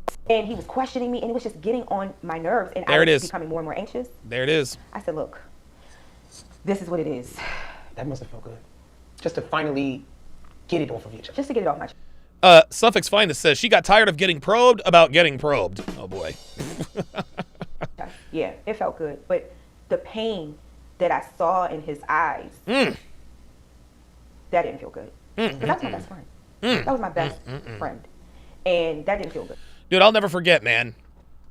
I'll never forget. And this is the one, this is one thing, I guess, with certain women that you can count on, and maybe this is just me retroactively, wishfully thinking.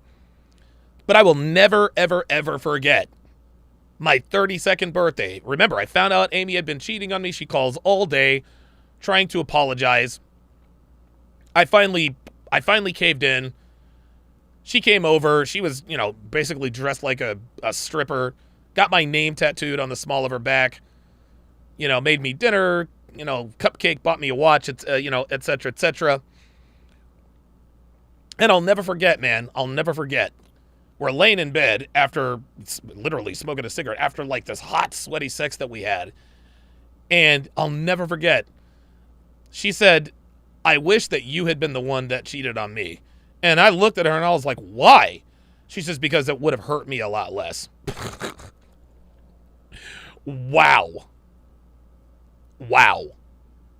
It would have hurt her less if I had cheated on her. So, yeah, we can say, listen, most women are heartless when it comes to cheating on their significant others. But every once in a while, you do run up on a woman who does feel some sort of remorse for cheating. Hopefully, I was one of the lucky ones. He was so discombobulated when I told him. He was very upset. He took a walk. It was about 4 o'clock in the morning because I was out. Why are you out at 4 o'clock in the morning? My wife and mama got the little baby at home. I was out. When I came in, he was up waiting. And we talked about this little thing he read in the book. I let it go. I couldn't hold it anymore. I was sick. It was making me sick, literally. Discombobulated how? He had so many questions. Oh, no.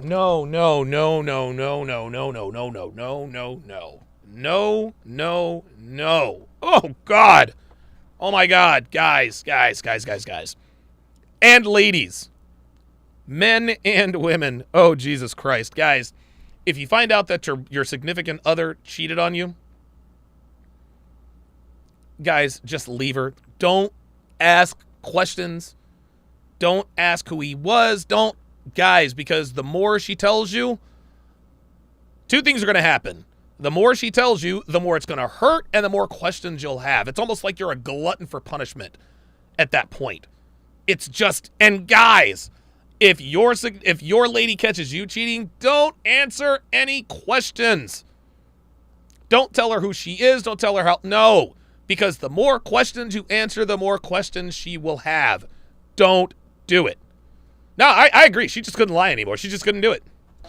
Is this where you were on this day? Is this what you did when you say you were this person? Oh. Yeah. Oh, my God. Yeah, it was bad. And at this point, you're just being brutally honest. I was being honest. Well, you were still trying to... I was tiptoeing. Right. Because I was like, I don't know what this man is going to do to me. Right. I mean, I know him. Right. But people, you never know. People snap. I don't know what this man is going to do to me. I don't know what this man is going to do to me. Oh, okay, so all of a sudden now you're worried about the consequences, right? Now you're tiptoeing. Yeah. Now we're tiptoeing around because you don't know what he's going to do. Unbelievable. But he was your best friend, though, right? And so, I was holding my baby because I'm like, he ain't going to kill me with the baby in my hand. I hope. So I was holding the baby. Do you see how women are always in survival mode? Do you see how women are always in survival mode? She didn't hold the baby because she was thinking, oh, my God, what have I done to my family? No. She's holding on to the baby because she doesn't want her husband to snap her neck. And she didn't know. She's 1 year old. She was 2 years old at the time. Yeah. She didn't know what was going on. And so I'm holding the baby and I'm just telling him things slowly. Not everything, but some things. And it was hard for him. He comes back in the house and then he's like, I'm moving. I'm leaving. I'm going to live with my brother. I need to stay there for a couple days, a couple months. I don't know. I got to get out of here. Yep. This may sound like a weird question, but was a part of you relieved when he was? Yes. Because I'm like, I get to be with my boyfriend now. Yep. So a part of me was relieved. Look at that. I didn't know what it entailed to have my helpmate gone. There you go. So I asked him not to leave because I wanted to show him that I was, Yeah. But a part of me was like, okay, well, I get to talk on my phone all night like I really want to. Look at this. Look at this. Cheating is never as much fun. Cheating is never as much fun when the person you're cheating on decides to leave or starts to get suspicious. Wow. Roadblock85 says, with the $10 super chat, says, Big Don, I'm not sure that women are capable of remorse. I think they're too self-centered nowadays, but they do feel regret wishing they'd made better decisions that gave them more favorable outcomes. It's interesting, that story about Amy/Stephanie. When she told me that she wishes that I cheated on her because it would have hurt a lot less, I believed her. But again, she was still being selfish. Because she wishes that I had cheated on her so she wouldn't have to feel as much pain as she felt giving me the pain. In other words, the pain of me stepping out on her, In other words, the pain of me stepping out on her would have hurt less than her telling me that she had stepped out on me. Still being selfish. Still being selfish. So yeah, I agree. I agree. I don't gotta hide. I don't gotta hide. I ain't gotta go in the bathroom texting all night. You know, I ain't gotta make up something to get out the house. Oh, this is when she found out he was married. And now your boyfriend is like, hold on, what you doing? Yeah. He's like, I hope this is not for me. And I'm like, Oh, no, it's not for you. But shit. Oh, no. Oh, my God. Whoa. Wow. That nigga said, okay, you blew up your marriage, but I hope that's not for me. Holy moly. Wow. That's when she knew it was over. I mean, he was right, and I knew he was right. But The Ice Dragon Kid said, bitch, you got me fucked up. I'm trying to tell you. I didn't want to admit that. I didn't want to give in to that. I just wanted what I wanted, and I didn't care. I wanted him at the time. Wow. Yeah. Okay, so I think this guy is having some of the same feelings that I'm having.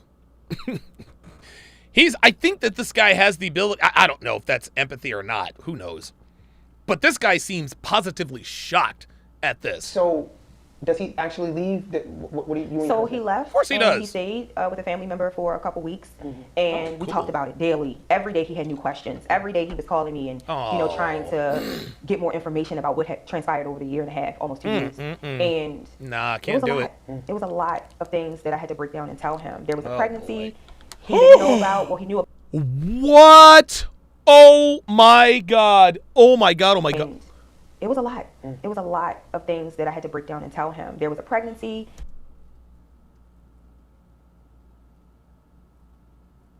Oh my fucking God. There was a fucking pregnancy. Holy fucking shit. Oh my fucking God. A pregnancy? Oh, Jesus fucking Christ.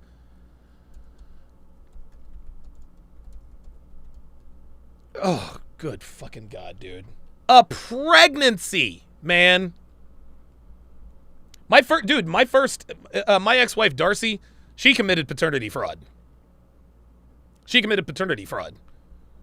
Her kid has no idea that the man she thinks is her father is not her biological father.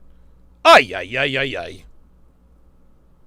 He didn't know about, well, he knew about, but he didn't know that there was someone else involved. It was a lot. You were pregnant by the other guy? I think. Oh! When I say I think, it's because I was. It was definitely the other guy. It was definitely the other guy. You want to know how we know this? Because she was fucking the other guy more than she was fucking her husband. Oh my God. So I was with that guy and my husband at the same time. So I didn't know. You terminated the pregnancy? So I had to terminate the pregnancy because I just couldn't handle that. I couldn't handle it. I didn't know I couldn't go through 9 months of torture like that. Oh my God. The baby come and I don't know who. Oh, yeah. Jesus fucking Christ. Yeah. It was hard. See that right there? See this right here? Watch this. I don't know who. Yeah. Yeah. See, that right there is not remorse, gentlemen. That is regret. That is regret. Guys, I'm going to tell you something, man. I'm going to tell you something. Gentlemen, it takes a special... I want to be careful here. It takes a special kind of evil for a woman who is married to have unprotected sex with another man and carry that pregnancy to term and not know who the father is. Gentlemen, that takes a special kind of fucking evil. It takes a special kind of evil. Think of all the women out here who have had affairs on their husbands.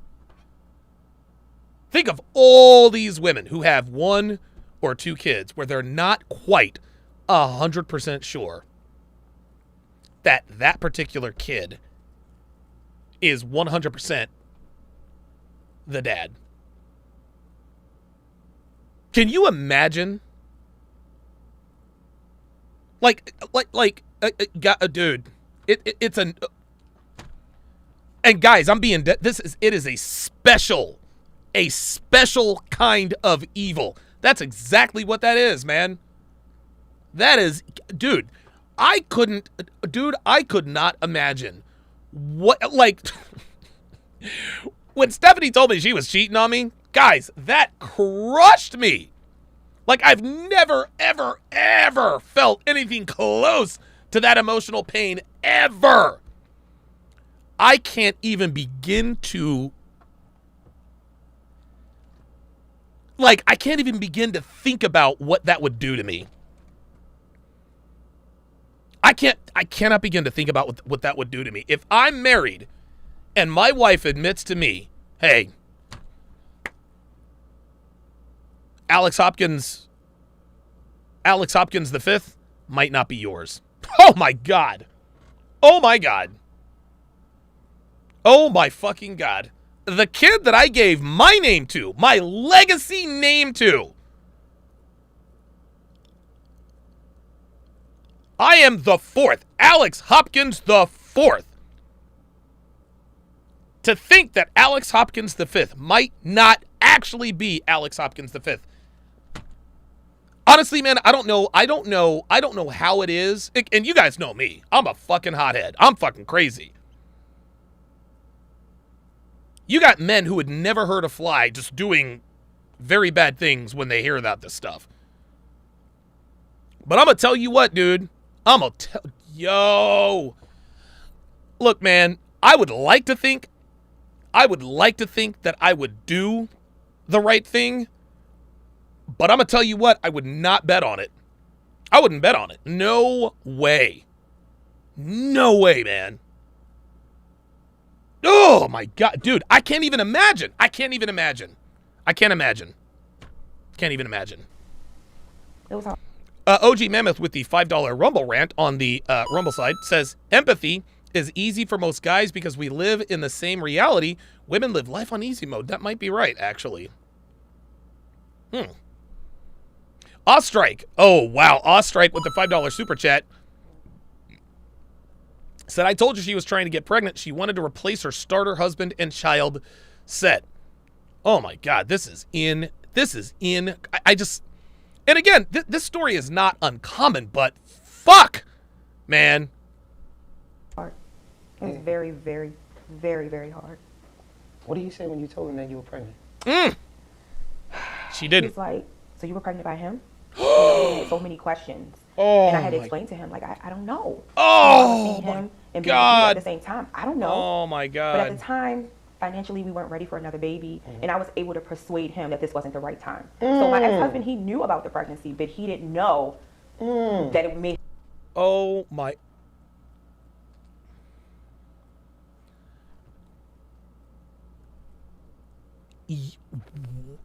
Yo, guys, I can't even. Mike Steele says she out here trying to reboot her universe MCU style. Yeah, right. The bitch had the fucking gauntlet. Yo, this bitch was trying to activate the Infinity Stones, my nigga. Oh my God. So you mean to tell me that the husband knew about the pregnancy? She talked him into getting the Noit Roba because they weren't financially ready for it. Then she tells him about the affair. And now in his mind, he's like, oh my God, that's not the reason why you got the Noit Roba. You got the Noit Roba because you didn't know who the father was. Oh, that is a fucking gut punch. Ooh. Have involved someone else. I just persuaded him to, like, this is not the right time. I'm on birth control. There could be birth defects, whatever. Oh my I shouldn't God. do this. Let's Oh not my do this. God. And he was so supportive. He's like, whatever you want to do. This guy is just. If I'm lying, child, I'm flying. When you describe him, he just sounds like the ideal guy. What do you? Right. He sounds like the ideal guy. No, he's not. No, he's not. Any man who would allow his woman to go out at night till 2, 3 in the morning for 18 months before you finally start asking, that's not the ideal guy. I'm not saying he was a bad guy. It sounded like a good man. Sounds like a good man. right? Took care of his wife and kids. He loved her unconditionally, like really loved her unconditionally. But even this nigga thinks, man, he was the ideal guy. No, he's not. No, he's not. The ideal guy would never, ever, ever endorse his wife getting a Noit Roba of a kid he believes is his. That's incredible. Ice Dragon Kid says she tricked a church man into co-signing a sin to cover up a lie. Right. Right. Oh my God, dude, this is insane. You say to the women that are in search of a man like the one you had. Right. Like, that they just... don't make them like that no more. Period. And I stand. And now we understand why. No, they don't make them like that anymore. And this is why. You see, 70 years ago, when the wife says, hey, I'm going over to Shirley's for, cocktails and movies, you could trust that that's what she was going to do because that's exactly what she was going to do. He could trust that that's what she was going to do. Nope. Sorry. Nope. Can't do that these days. Can't do it. Can't do it. This woman convinced her husband, whom she goes to church with, to have a Noit Roba, which is a sin, to cover up another sin. No wonder she was exhausted. Fucking hell, man. Down till this day, and he's remarried happily. Wait, hold on. They don't make him like that no more. Period. And I stand on that. 10 toes down till this day, and he's remarried happily. I love his wife. She's wonderful with my daughter. They're really great, but I stand on that 10 toes down. They don't make him like him anymore. So if a woman is ever that lucky to find someone remotely close, fight for that. Stay true to that. You hear that, ladies? You hear that, ladies? The bitch found a good man. She didn't realize how good a man she had until she fucked this other nigga. Oh, God. You would be with him today, would you? No. Wait, what? Fight for that. Stay true to that. If you could be with him today, would you? No. I wouldn't. Wait, your husband or the paramour? That. Stay true to that. If you could be with him today, would you? No. I wouldn't. And why is that? Too much damage? Too much damage. And the truth is, I was unfulfilled in a lot of ways. There it is. If you could be with him now, would you? Of course the answer is no. Of course the answer is no. Of course the answer is no. Because she never respected him in the first place. And the fact that she never respected him in the first place, guys, proves once again, women are more aware of their own sexual market value than they would lead you to believe. Don't let these big bitches out here convince you that they just think that they're this and that. They know they ain't shit. They know they're not shit. They know this. Stephen Proctor with the $5 super chat says, I have to be honest, Donovan. Is that Baker Mayfield? Oh, okay.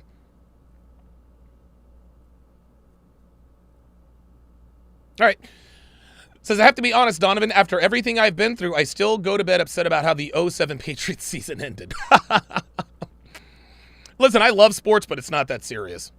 Like when the Eagles lost Super Bowl 39 by 3, I was fine the next day. When we won Super Bowl 52, I was fine the next day. When we lost Super Bowl 57, I was fine the next day. Yeah, I was disappointed, but like, I love sports, I just don't take them that seriously. Jabari Henson, welcome back with the $2 super chat, says, just when you think it can't get any worse. Ay, ay, ay, ay, ay. Yeah. No, she would never be with her husband now, her ex-husband now, because she has always known that he is a low-value guy. And the reason she knows he's a low-value guy is because he committed to her when she was 320 pounds, married her, and allowed her to betray him in the worst possible way on his watch. In that relationship, and I wasn't able to express it in the right way. So I was fine. You were 320 pounds, but you were unfulfilled? Sounds like you were plenty fulfilled to me. I kid because I care. Finding my identity through sex. I had this new body, and I was getting an identity through sex. It made me unfulfilled in my relationship. I was already unfulfilled. So, no, I wouldn't go back. What do you say to people that say, well, you were unfulfilled in your relationship, but you still chose to be a cheater, right? Like, because sometimes people think that you being unfulfilled is an excuse to do what you were doing. You know what I mean? Yeah, to me. And it was not an excuse. I don't think it was an excuse. What should you have done? I should have fought for my marriage. I should have read a book, said a prayer. There you go. I don't know, went to therapy. There were so many things that I should have did other than step out. But it had nothing to do with him. It had all to do with me and my selfishness. I wanted to fulfill self. I was thinking about him at the time. I was thinking about the baby at the time. I was thinking about me and my selfish needs. So I didn't care at the time. Didn't that feel good, though? It felt good at the time. By nature, we are just selfish creatures, right? Yes. Suffolk's Finest says the 07 Patriots, 16 wins, 1 giant loss. No, 18 wins, 1 giant loss. And listen to him, he's still trying to give her, it's like he's still trying to give her an out. Listen. At the time. Didn't that feel good, though? It felt good at the time. By nature, we are just selfish creatures, right? Yes. That's why a baby it's not being cruel. It's just selfish. Look at that. See that? Yeah, well, the reason you did it is because we're selfish creatures. Yeah, listen. Women are selfless when it comes to the things they love. Okay? The things they truly, truly do love. The things they truly, truly do love. And men, we are selfless by nature. Men, we are naturally generous. We have to be like our generosity has to be programmed out of us in this new world. But we are generous. We're bountiful. Right? Women are selfish because they have to survive. But a woman would give her life for her child without question. Without question. Think of the movie Awake. Hayden Christensen's character gets swindled by Jessica Alba. Terrence Crawford, the doctor, was supposed to kill him and get her the money. Mom finds out about it and decides to donate her heart to her son, effectively ending her life. She did that without even thinking about it. Everything else that woman had done in her life had been selfish, except for when it came to saving the life of her son. Lost Strike with the $5 super chat says the saddest part is her child will grow up to know mom doesn't love her and would abandon her given the opportunity to have better children. Mom already did. She gave him custody. I'm selfish. That's who we are. Yep. Wow. Yeah, I know. Do you think this other guy, your boyfriend, quote unquote, we'll call him, do you think he was with other women? Of course. Now looking back, at the time I didn't. But now looking back, absolutely. Yeah, absolutely. Absolutely. Yeah. At least 1 or 2. Yeah. For sure. See that? Look, for sure. Yep, she almost looks turned on by the fact that he was fucking other girls. Look at her. It's never just you. It's never just me. And plus, I talked to people that were actually with him. We used to work together. Right. So I was able to connect with people after the fact that gave me more information and would just let me know, hey, yeah, I used to mess with him too. Wow. Like, okay. People are telling you. This nigga had game, y'all. Don't get it twisted. City boys, we up. City boys, we up. That they used to mess with him too. Well, after it was all over with, all said and done, I came across a couple girls that mentioned it. They didn't know my story, but mentioned it to me, and I'm like, aha, oh really? Makes sense. Never even knowing that he and I were what we were, but just he was kind of like the work hoe. He had slept with at least 4 or 5 girls there. From what I heard, right? I wasn't there, but from what I heard, allegedly. He got you at the right time. He got me at the right time, at my most vulnerable. At what point? You weren't vulnerable. You were a bad wife. Did you realize you ruined one of the best things that happened to you? Because I know for a while I was just like, okay. At what point did you realize you ruined one of the best things that happened to you? Because I know for a while I was just like, okay, the freedom. But then you realize, oh my. Roadblock85 says, was it Derek Jackson? No. Derek Jackson would not smash this chick. James Wingate with the $5 Cash App says, showing support for the content. I appreciate that very much. If you guys want to donate to the show, if you want to support the show, $ Donovan Sharpe. It's right there. The Distinguished, welcome to Chat Privileges. At The Distinguished, to welcome him to the TSR family. If you would, The Distinguished, put your age and location in the chat. I know that the boyfriend switched up on you completely. Oh yeah, for sure. What you mean you got time for me? Well, I ain't got time. I got a wife. I ain't got a kid, all right? So This was fun when we were sneaking around. Yep.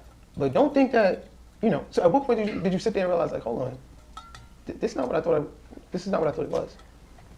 When my ex-husband served me the divorce papers, that was when I realized there was I effed up. Big time. Wow. Because it was real then. I never thought, because like I said, he worshiped the ground I walked on. In a good way, you know, he was amazing for me. So I never thought he would actually go anywhere. I never thought he would actually leave. What's the name? Eben Zuer says the guy copy and pasted his work game to all these women, right? Listen to what this woman says. Big time. Why then? Because it was real then. I never thought, because like I said, he worshiped the ground I walked on. In a good way, you know, he was amazing for me. So I never thought he would actually go anywhere. I never thought he would actually leave. See that? She never thought he would actually, she never thought that he would actually leave. What's the nature of your relationship now? We're co-parents. We're great co-parents. Good friends. Like I said, he's married, remarried, and we're family. We take care of my daughter. We keep her as the focus. Good. We don't really talk about that anymore. A part of you must want him to be like cruel about it, right? And that's the thing, right? So wait, what? Anymore. A part of you must want him to be like cruel about yes. it. Right. Right. Yes. So what he asks is a part of you wants him to be cruel about it, right? You know what I mean? She wants him to be pissed off and upset and call her a whore and all that other kind of stuff so that she could feel the punishment. So she can feel the punishment. Nope. That's the thing, right? So through him, I learned what true love really is, like true agape love. There it is. Because after everything I did to him, he is still so kind to me. Wow. He could be such a monster co-parent. He could be such an asshole.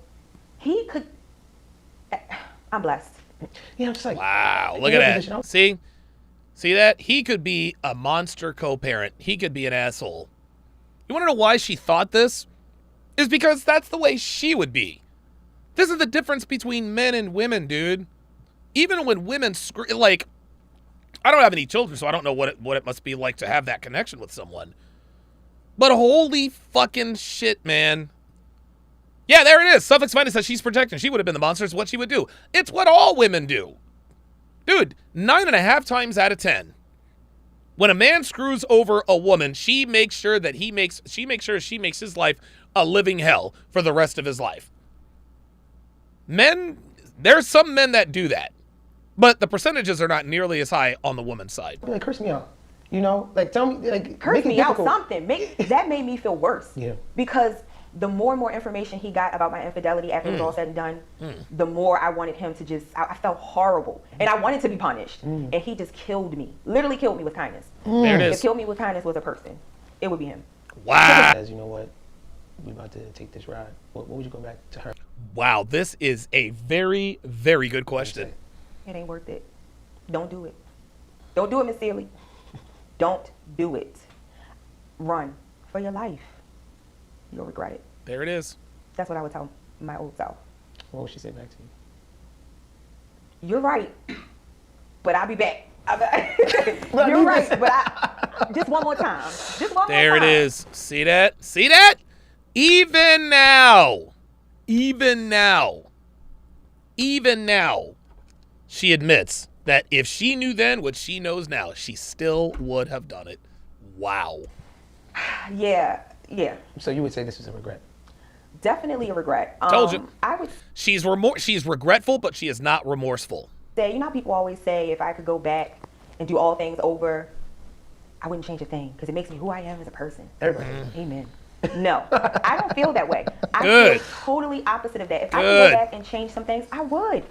Dude. I would definitely change. I would never want to hurt my best friend. You know, I hurt him. Dude, hey, man.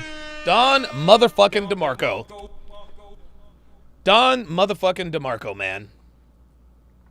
Don DeMarco. I'm glad that she said it was not worth it. I'm glad she admitted. I think if she had it to do again, I think she probably would have divorced her husband first and then gone after the guy. That would have been the right thing to do, or the right-ish thing to do. Right? But I'm going to tell you guys what. One of the most painful experiences of my life, I'll never forget this. So my mom had come to live with Darcy and I. She was going through some tough times and needed a place to stay. And we got to talking about her shenanigans back in the day.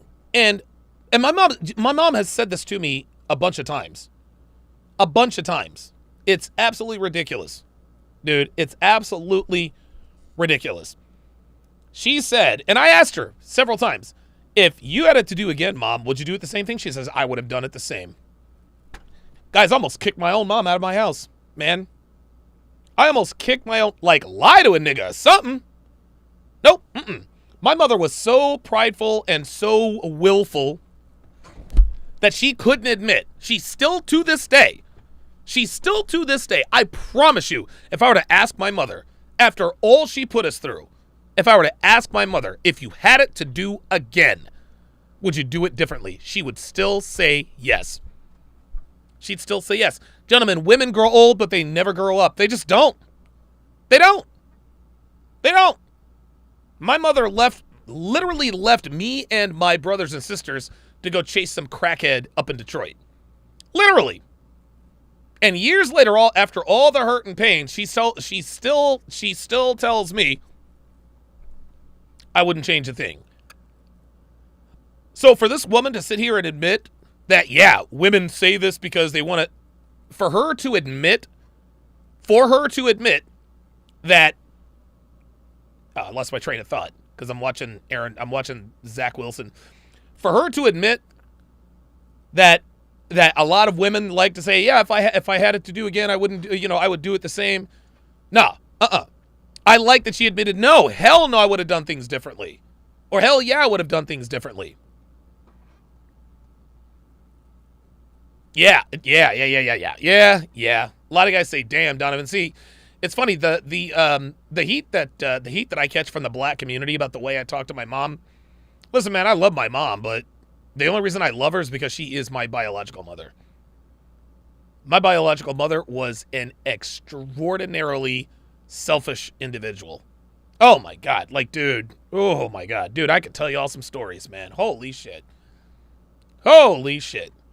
Let's continue. I would never have done some of the things I did if I knew then what I know now. There you go. If he cheated on you, uh-oh. how do you think you would have felt? How do you Oh, it'd have been a rap. It'd have been a rap. Watch. Cheated on you too, so that you can feel better about. Oh, it'd have been a rap. No. Nope. Because I'm selfish. I want my cake there it is. too. That's right. I want to cheat, but I don't want you to cheat on me. I would have lost it. Of course you would have. Lost it. Yep. If he had cheated on me. That's just how selfish I was. No, I want my cake and eat it too. You can't cheat. Only me. Well, at least she admits it. Problem? Like, yeah. Did this other guy spend money on you? Not as much as he should have. Oh, look at that. Not as much as he should have. Look at that. Hell no. He ain't pay a tuition, buy a book, a bag. Do I have a little Gucci bag to show, a little Louis Vuitton? No. What? Are you serious? Unbelievable. Still didn't spend enough money on her. Still didn't spend any money on her. Unbelievable. The man who was taking care of you, loved you at your size, and you get this nigga at work who basically just claps the cheeks, and you're willing to leave your husband for that guy? I got a couple dinners and some really nice hotels. That's pretty much it. A gift here and there. Some flowers. Big whoop. Nothing compared to what you had at home. Big Nothing whoop. Wow. Compared to what I had at home. Look at that. Look at that. What do you tell the women that my mom says to me, all right, well, since you're the position that you were making more, and the grass is just always greener on the other side. Yes, sir. Need to be What would you paid. tell those women that have at home and they're just bored and exhausted and postpartum, and tired, their bodies changed, their hormones, everything that you could think of, exhausted in their relationship? What would you tell that woman? I would tell that woman, the grass is greener where you water it. You cannot expect, you got to work. Relationships and marriages are hard work. There you go. Okay. When you feel that exhaustion. All right. That makes sense. Okay. I thought that was bimbo babble, but that actually makes sense. That actually makes sense. The grass is greener where you water it. Yeah. I will co-sign that. You got to do something about it. You got to go to your husband, go to the counselor, go to your pastor, whoever, rabbi, I don't know. You got to fix it if it's worth it fixed. Yo, bitch said rabbi. I'm always referencing other things, but it said marriage works, and when he said works, he said it works. Every morning it gets up and works. In the afternoon, marriage works. You have to work for your affection. You have to work for your partner. You have to work on parts of yourself. You have to work. So when people say works, they thinking that, oh, marriage is something that works. Yeah. But it's, no, marriage works because Marriage is work. that's all it is. That's right. All it is. Straight up. It is constant relationship between two forgivers. If you're willing to, Whoa! If you're willing. to if you're willing, Wow. it's hard. Wow! Hey! I cannot argue with that. I can't argue with that. It's not easy becoming one. And the Yeah. pictures and the children and look at this and look at Yeah. that. Do it for the gram. Doing it for the gram. No, there she goes. Do it for the You gotta gram. go home and actually really like that person. Like, actually, do you like them as a person? Yep. King Life says, just like MLD said, indoor. Absolutely. Do you like his character? You know what I'm saying? It's hard. Where are you now? So now I relocated to a different state, me and my daughter, and 2 years ago, and I just started over. I'm dating.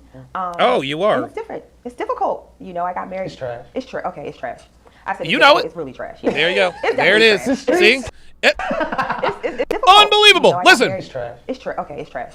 I said it's difficult. It's really trash. Yeah. It's definitely trash. The streets. It's trash. This nigga actually just talked about the streets. The streets is cold. The streets is cold out here, my nigga.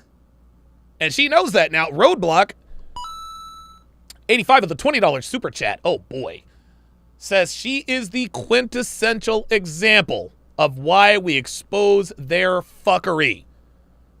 She left a trail of destruction behind her, destroyed her family, ended her unborn child's life, and obliterated her reputation. And she sounds proud of it. Ladies and gentlemen, that's modern women for you. That's modern women for you, man. Say the dating pool has pee in it. I say it's straight sewage. It's not even a pool. It's sewer. Sewage. Seriously. Oh my God. I hate it for everybody that has to be out here dating. Yes, but you have only yourself to blame. I don't recommend it. 0 stars. Not even a half. Yo, the bitch said 0 stars. Damn, she's keeping it all the way real. The situation, you're bringing a divorce into the situation. Yeah. You're getting older. All of these things are factors that people are looking at when dating. So And now the world knows. Now the world knows that not only did you halfway commit paternity fraud, but you blew up your marriage. You blew up your family. Who the hell's going to want to commit to that? it's like, Ken Rose with the $5 Rumble rant.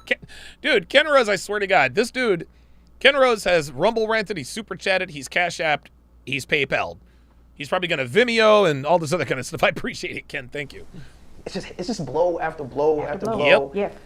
And then you still gotta, because you still have that longing for love. I still have that longing for love. And I still want to show my daughter a healthy relationship. She has a great relationship It's way too late for that, Ma. with her dad, but she understands that dad and I aren't together, and we're family. But dad has his wife, and one day mommy will have a new husband. Right. So she. No, you won't. No, you won't. No, you won't. You want to know why I know she won't? Think about this. We all know this statistic. 3 out of 4 black women will never marry. So she was already in the minority there. 3 out of 4 black women will never marry in this country. 3 out of 4 American, because please stay out of my comment. Well, Nigeria. Okay. 3 out of 4. Thank you. You're welcome. 3 out of 4 American black women will never, ever marry. They just won't do it. They're not going to do it. I wonder what the percentages are for a second marriage.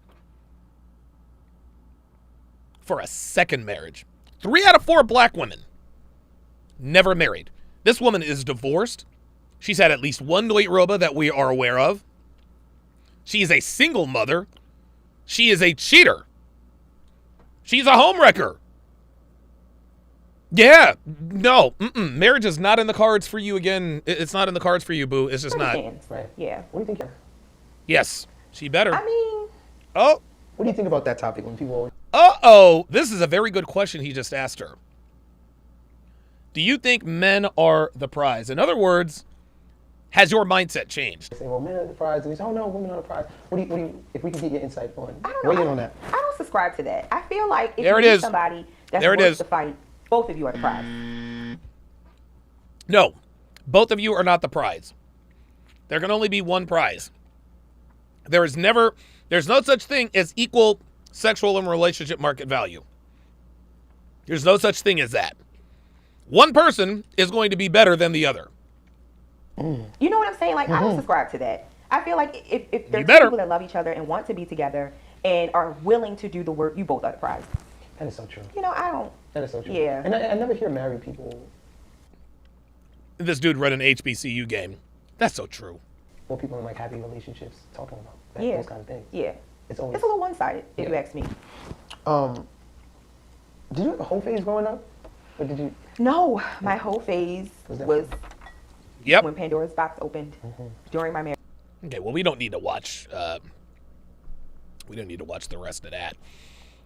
So I found the video that explains, and of course, you didn't have a hoe phase because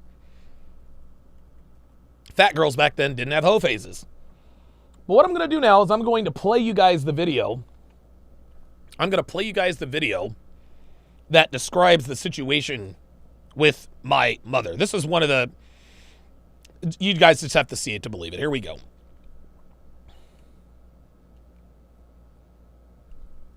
Hell? Oh, my bad.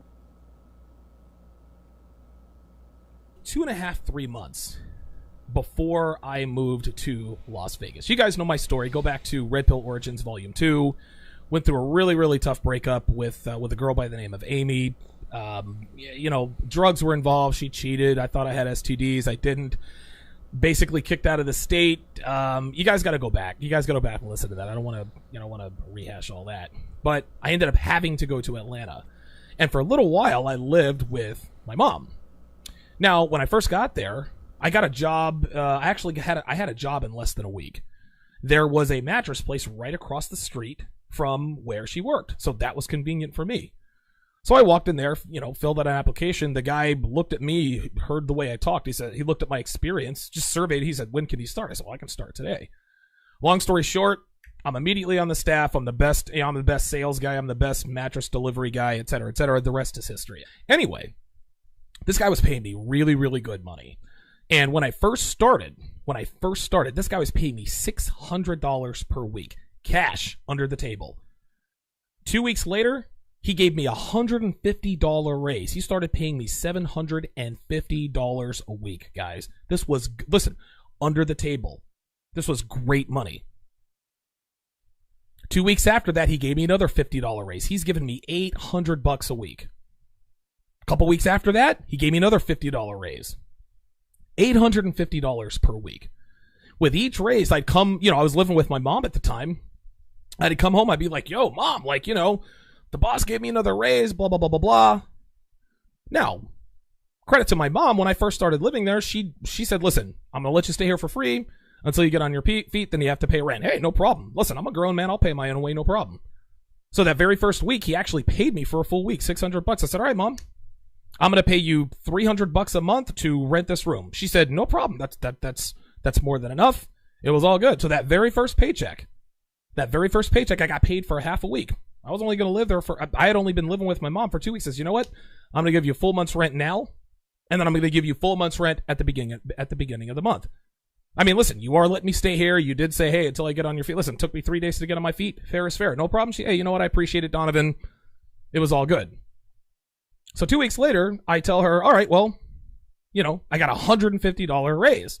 So then my mom said, so a week after that, before I got my second raise, my mom says to me, all right, well, since you're making more, then you need to be paying more, right? She says, all right, I know you're paying $300 per month, but since you're making $750 per week, I think it's only fair that you pay a little bit more in rent. I was feeling some type of way about it, but I said, you know what? Yeah, she's right. I'll go ahead and pay a little bit more rent. My success is her success. We're in this as a team. Listen, she opened up her home to me, blah, blah, blah, blah, blah. No problem. No problem, Mom. Gave her an extra $100, $400 per week, or $400 per month. The very next raise I got, when I was making $850 per week, I will never, ever forget this conversation, man. Dude, this hurt me to my heart, gentlemen. Hurt me to my heart. We're in the car, and we're on our way to work. I had to be there. She had to be there a lot earlier than I did. But I mean, she's my only ride. No problem. I'll hang around, drink coffee, hang out with Mom at work till I got to go to work. Right? So she says to me, all right, Donovan, she says, you're making really good money, $850 per week. She says, you're paying $400 per month in rent. And in other rental places, man, you have to make at least 3 times the amount of your rent. Well, at $850 per week, I forget what the math is, 850, 17, you're making $3,400 a month around about. So I'm going to raise your rent from $400 a month to $1,000 a month. She says, you don't have to pay it all at once. Just pay me $250 per week. That's only fair. I said to her, I got to go. Dude, I was pissed. I couldn't show it. I said, nope, Mom, I said, I got to go. I said, I'm not doing that. She's like, well, listen, if you don't like the rules, nobody is forcing you to be here. You don't have to be here if you don't want to pay the rent. She gave me the out, right?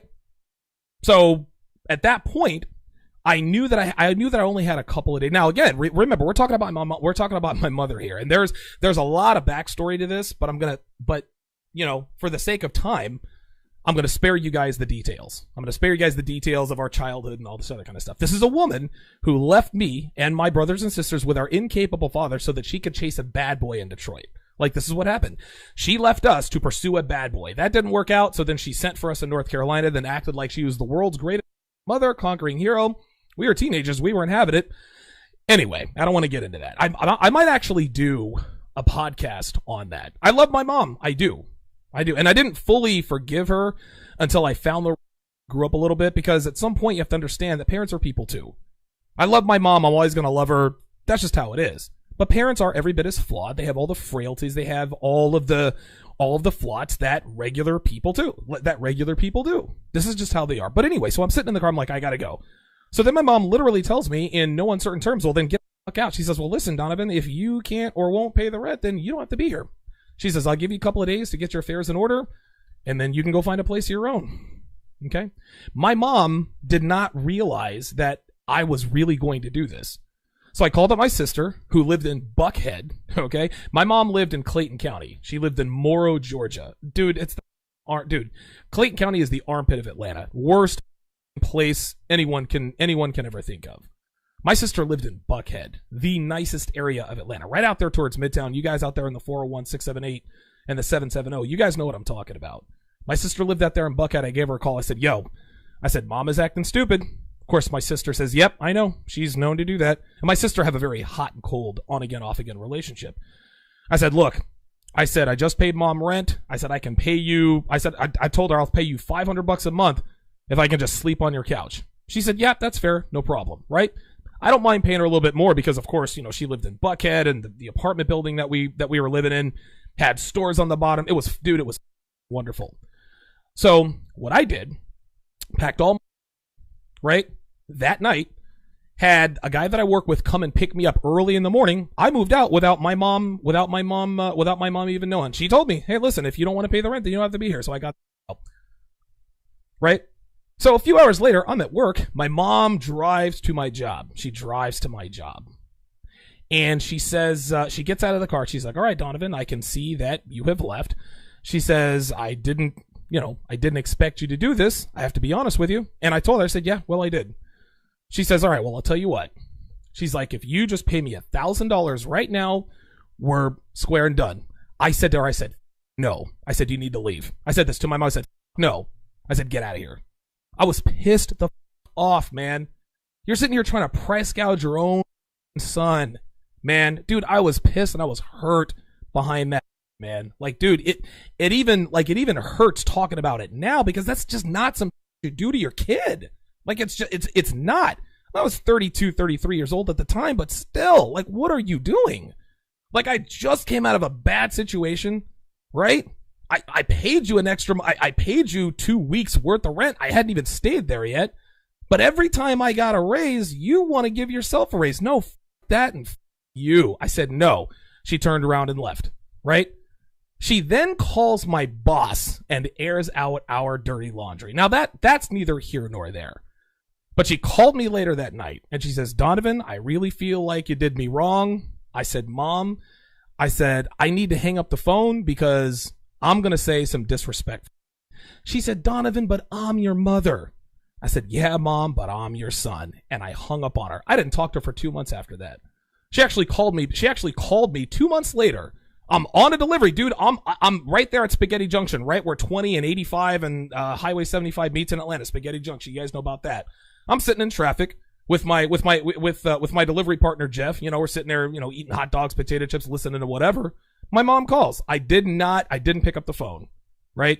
So she sends me a text. Hey, listen, just wanted to let you know that I'm sorry. Blah blah blah blah blah. This is the deal, guys. My mom, anytime a mother has to play the mom card, that means she wasn't a good mom, guys. This is just how it is. If your mother thinks that she owes you something, or that you owe her something, or that you're in a position where you have to give her something, and she says, but Donovan, I'm your mother, that's when you know, you know what? You were not a good mom. My mom was my mother, and there's a difference between a mother and a mom, okay? You guys got to check out that episode as well, DonovanSharpe.com, okay? My mother was an excellent mom all the way up until she decided to leave us for the crackhead-ass nigga up in Detroit, right? She flew from Hawaii to Detroit with this retired Army crackhead. Me and my brothers and sisters and our incapable, neglectful father moved from Hawaii to Oklahoma. It was terrible, right? My mom even came down and lived with us for a little while because she was going through it with Brandon. She ended up flying right back because, of course, you know how it is. Right? So this is what happened. My mother made selfish decisions at the most critical times of our lives. But then she wants to say, but I'm your mother. Yeah, that's right. You are my mother. But you were not a very good mom. And I am not about to let you... I don't care how good a mother you are. Or you were. I'm not going to let you price gouge me. Here's the thing. If she's a good mom, she's not going to try to price gouge you. A lot of these professional athletes, when they get to the league or whatever, the first thing they do, they buy a car or a house for their mom. How many of those guys do that reluctantly? How many of those guys do it because mom says, well, first round draft pick defensive back out of LSU, I'm your mother, you got to take care of me first. Right? But he knows that even though his mom was there, she was steady niggas every night. Yelling at him. Right? Talking, you owe me. Niggas ain't, your baby, your daddy ain't. Didn't pay attention to him until he got into college. Oh, now you see her in the stands with the jersey on. Oh, that's my boy. That's my boy. Yeah, you're his mother. You are not his mom. Don't get me wrong, man. For every Wanda Durant, I guess... For every Wanda Durant, there's 12 Gloria Jameses, man. People sit there and characterize, Gloria James had the foresight and the wherewithal to let LeBron be raised by another. No. Gloria James couldn't or wouldn't handle her growing son. So she made what at the time was the right decision. She didn't make that decision for LeBron. She made that decision for Gloria James. LeBron loves his mother, does not respect her. You can tell. That's how this goes, man. If your mother has to use the mom card, she wasn't a good mom.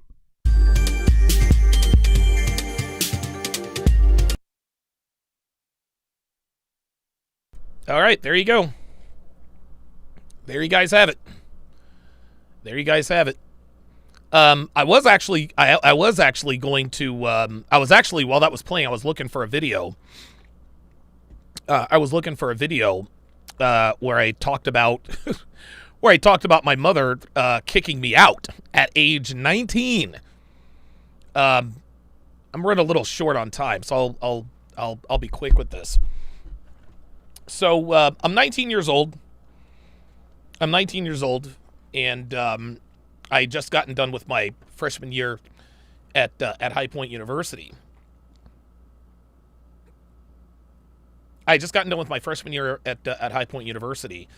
All throughout high school and part of the way through college, my mother didn't have a job. She made us work. She made us sell papers 6 to 7 days per week. We made most of our money on Sundays.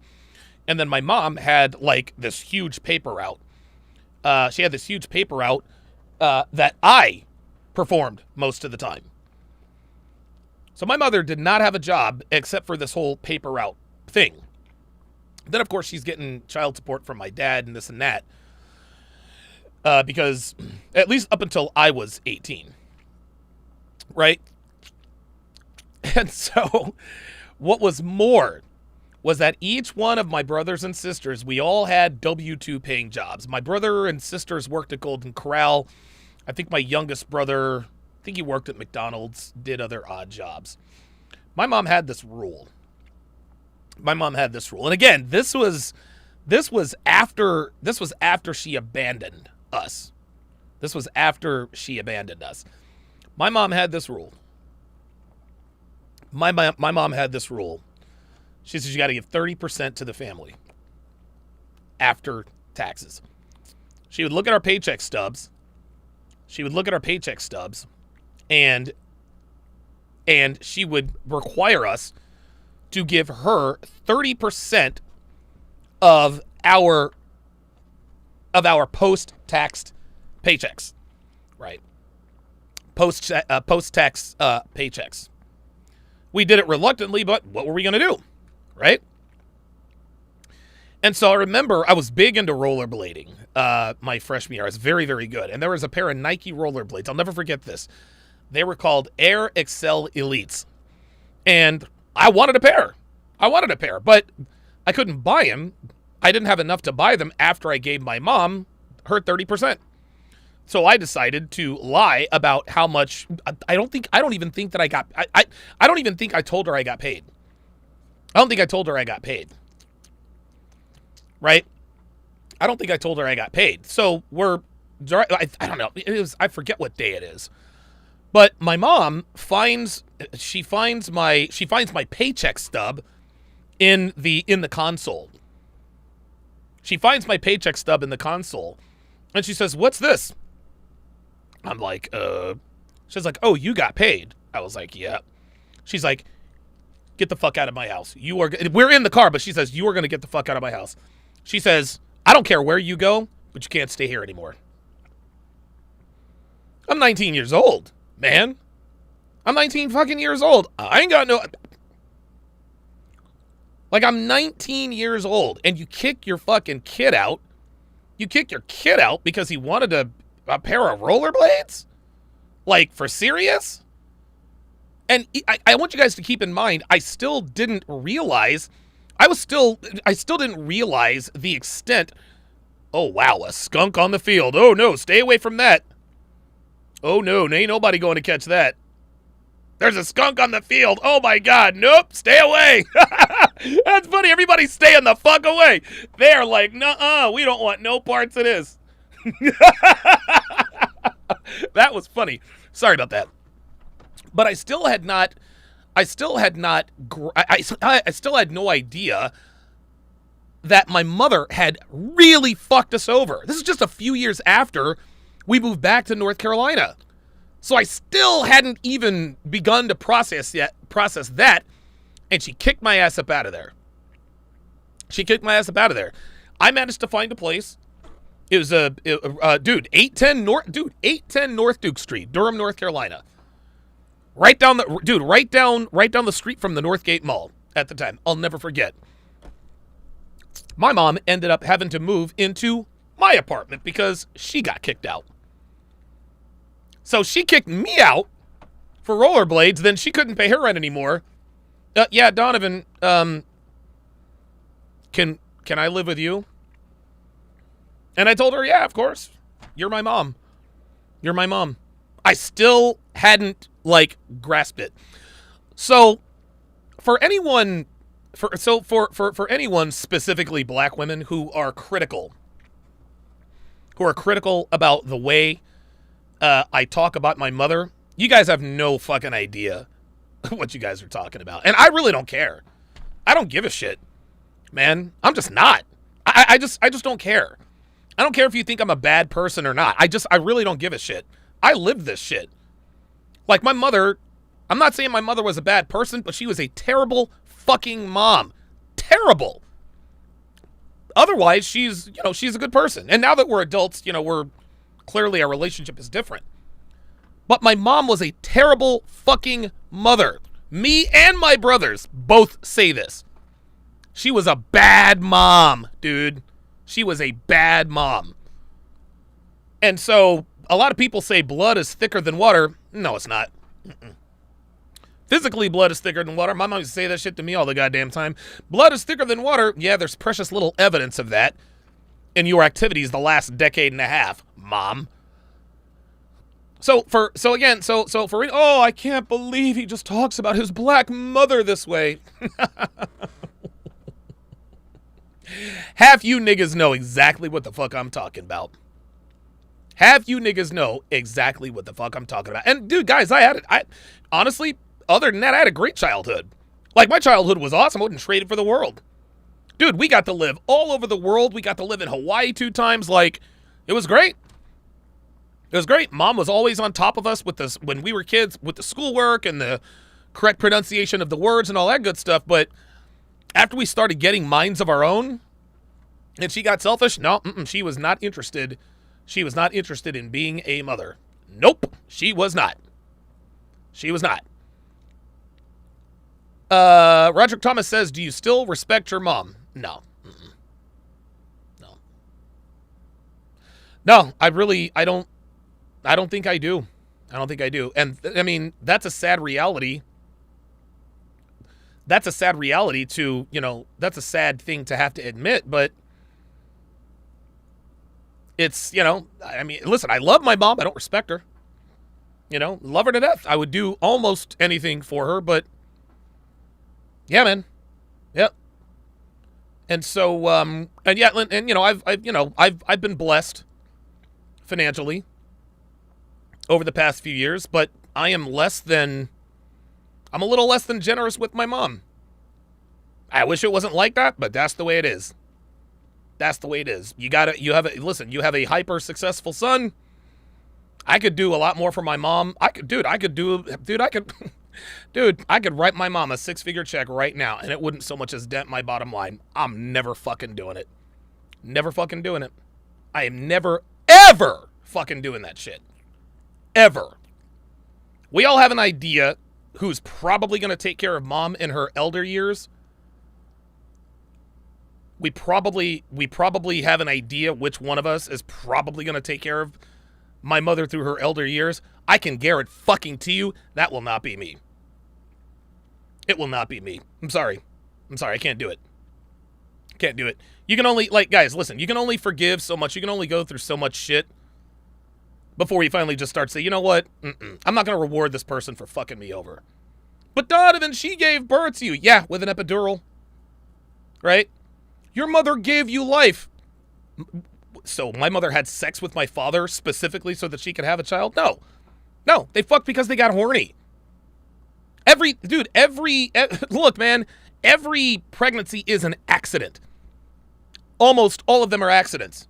No one, sometimes people are having sex, they don't talk about it. They find out, oh, hey, great, hey, we're pregnant, awesome. But most people, when they have sex, they don't go into it planning to get pregnant. Anybody can be a mother. Anybody can be a mother. Any woman can be a mother. Just let some random nigga hit it raw. Congratulations, you're a mother. But very few women in this country are good moms. And unfortunately for my mother, she is clearly not one of them. That's it. That's it. Donovan, you're cold and heartless. Yep. You better believe it. And here's one other thing. I'll leave you guys with this. I tell you guys all the time about the heartbreak I've gone through with this bitch and that and this and that and the third. But the first, boy, even now it's hard to talk about. The first woman who ever broke my heart was my own mother. The first woman who ever broke my heart was my own mother. Incidentally enough, it's probably the worst heartbreak. Like, the worst heartbreak of my life, relationship-wise, that was definitely with Amy. But that was instantaneous. With my mom, or with my mother, dude. So, it is what it is. It is what it is. And it's interesting. While I'm on this soapbox here, I remember when I graduated from high school. We had our graduation ceremony at Cameron Indoor Stadium. That's where all the surrounding schools had their graduations at Cameron Indoor Stadium. Duke University is where we had it. And I remember I remember when the principal, because I'm sitting up there, I'm the salutatorian. That's the guy that finishes behind the valedictorian. And I remember he says to us, he's like, yes, as we all look into the stands and the rafters at our mothers and fathers who had, who were so influential in our lives, blah, blah, blah, blah, blah. I didn't look. I did not look at my mom. And it wasn't even conscious. I didn't say, I'm going to purposely not look at my mom because of it. No. When Miss Peebles, was that who it was, Mrs. Peebles? I forgot who the fucking principal was. I think it was Mrs. Peebles. When Miss Peebles told us this, as we all look into the rafters, it never occurred to me to look anywhere. The reason my GPA was 4.15 is because I was a smart fucking kid. That's why. It had nothing to do with the fact that my mom never helped me with my multiplication tables. My mom never helped me with homework. All she did was what every black mother did. Get your education, get your education, get your education. Da-da-da-da-da. All she did was point and talk. She didn't help me do shit. She took fucking money from me. She took 30% of my hard-earned money from me so that she didn't have to work. I wasn't about to look up there and give her credit for some shit that I did. And man, oh man, I heard about it in the car. Oh, I heard about it in the car. All these kids are looking at their moms. You don't look at me. Da-da-da-da-da-da-da-da. Dude, there were some things I wanted to say to her. I just kept my mouth shut. My mom wanted credit for something she had nothing to do with. Bitch, just because you gave fucking birth to me doesn't mean I owe you shit. I didn't ask to be born. I don't owe you shit. I don't. So mom, if you're watching, I don't owe you shit. I've said this to you many fucking times. I don't owe you a goddamn thing. I've done more than enough for you. I've done more for you than you deserve. Let's just put it that way. So anyway. Yes. Blah, blah, blah, blah, blah, blah, blah, blah. Guys, don't forget, if you want to get your hands on all 3 of my free ebooks, go to tsracademy.com. The first ebook is going to be 16 ways to immediately disqualify her for a long-term relationship. The second ebook, Dead Bedroom, The Cure for a Sexless Relationship, and I think that is the best one. The third ebook, 14 questions you'll ask on the first date and how to correctly respond. Ebook number 2, but look, all 3 ebooks are great. Ebook number 2, that's what's going to separate you from everybody else. Go to Donovan Sharpe. Oh, I'm sorry. Go to tsracademy.com. tsracademy.com. Put in your very best email.